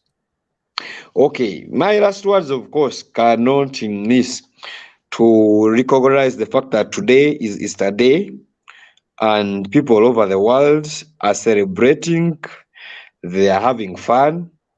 I want to tell people not to drink and drive. 2 days ago, some drunkard knocked me when I'm actually in my lane. He just moved from his lane and knocked me. So people should not drink and drive. Of course, did knock me, the physical person knocked my car. But of course, I was in the car. So people should not drink and drive. People should do, if the worst goes to the worst, let our leaders mimic, emulate the leader who Christ Jesus was. Since we have had this conversation at such a time when we are celebrating his brave action of accepting to die for the people. Of course, the Bible clearly states that, and for us believers, we believe he resurrected. and took away a lot that was made a sacrifice for us. But now, there are things he did when he's alive as a leader. And we realize he was always almost below his followers. He was humble to the fact that his followers mattered more than anything. So our leaders should learn, know what we, the common people, need. Then put that before what they want, because I know them also, they have their personal interests. Their personal interests should not take center stage on causes that are for the bigger country future, the bigger well-being of the other people. Otherwise, I send my greetings to the people from Maokota. That's where I come from. Happy Easter to everyone. Happy Easter to the followers and those ones who spread the messages that we discuss here on the state of the nation. Of course, thank you, Henry Sari, for lobbying for this space and always lobbying for facilities to sustain the space, the data, and every other thing. We are grateful as individuals. Thank you for hosting me in that regard. Thank you so much. Thank you so much, Dr. Bileb, and happy Easter. Mr. Katuram, soon to be doctor. Finally, I want to say that as a nation, we need to come to terms and understand that even when you disagree with someone today, because you do not have the power and they have the power, you will need to live with that person tomorrow in case you have the power.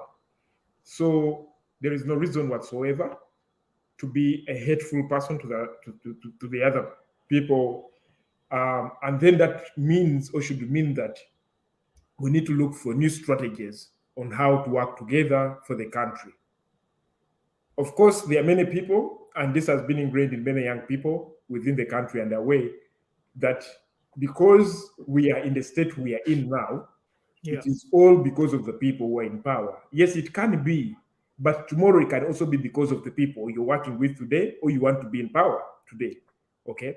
So some of these are issues that are beyond some people's understanding and contemplations, and therefore it's better to guide them in the right way. And that right way is you do not lose hope of individuals seeking to redress challenges in a new way simply because you think the noise and everything will take away, what you think is wrong. So these leaders as well need the conscious support. Right. You should move away from the politics of emotions, okay? And we talk the actual politics for the nation that takes the nation forward.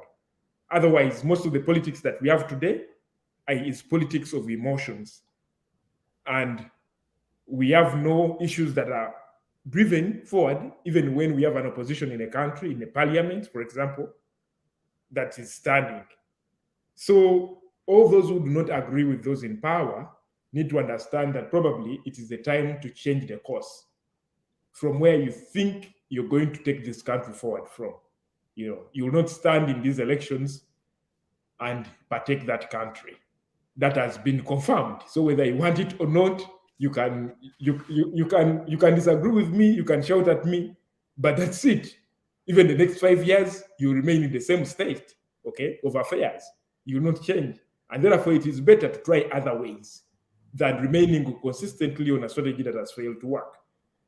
So whoever is up there, don't lose the hope because people are redressing challenges in a new way. It's rather to understand and give them the ample time to see what the progress is and what the outcome is. And that's how we shall be able to move together as a country. I always tell people, yes, you can blame Museveni today because he's the president. You can blame other leaders of NRM because they are in power today. But many of these people who are also doing wrong things in this country are your parents, are your siblings. There are many people today who are doing these things, yet they are your parents, they are your siblings. Yes, they are serving Museveni, but they agreed to serve him. But since they are your parents, you should have been expecting something. So don't think that this country is going to change in a snapshot. We need progress that's going to be built on over time. So even the people you see today shouting on the other side actually have the same attributes or behaviors like those who are today treating the country the way they are treating it. So it's not just about a conversation of who has the power today. It's a very long conversation that we've been trying to answer towards, and we need it.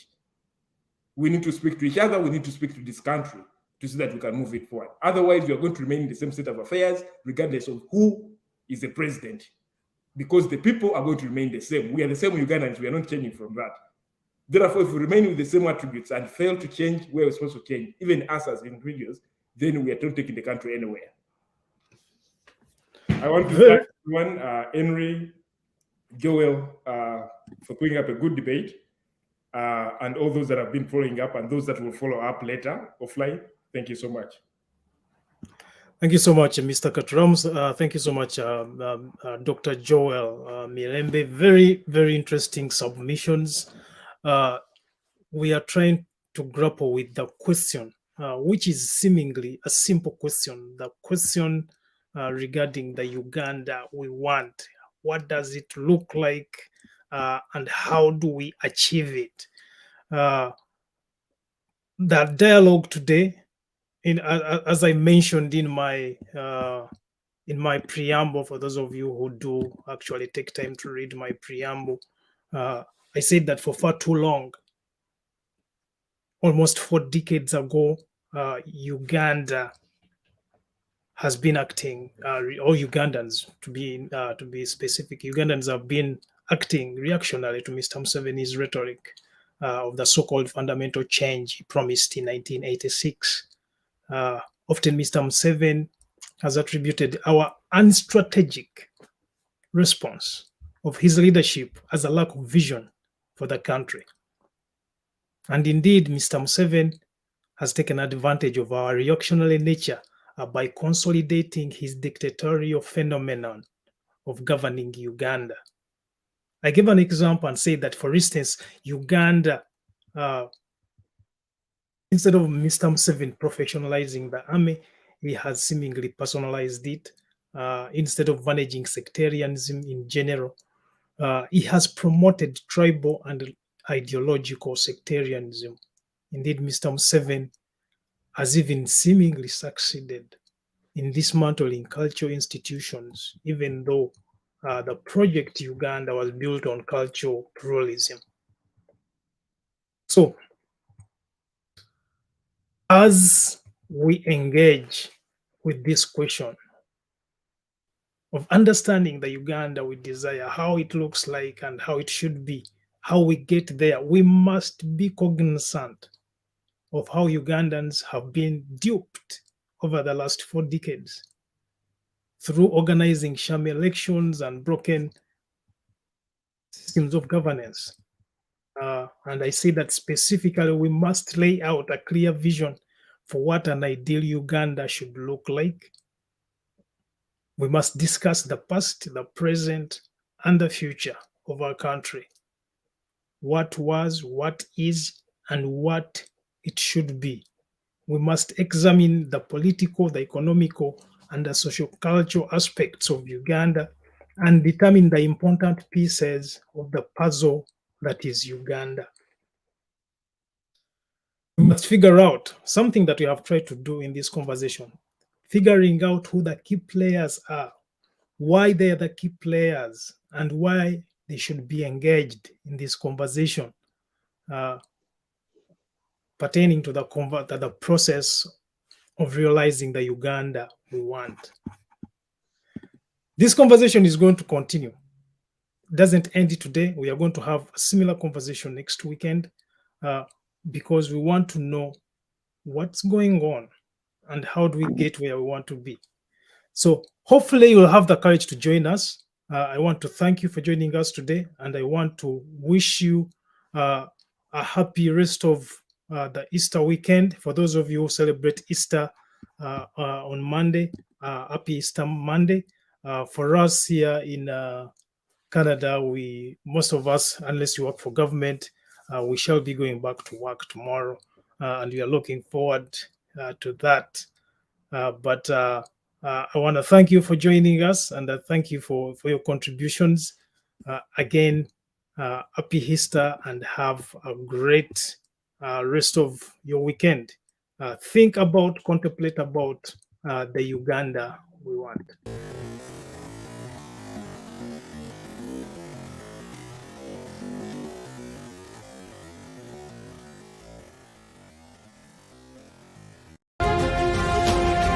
This is the state of the nation. Uganda we want. We are deliberate, we are reasonable, we are uncensored. The state of the nation with Henry Salu.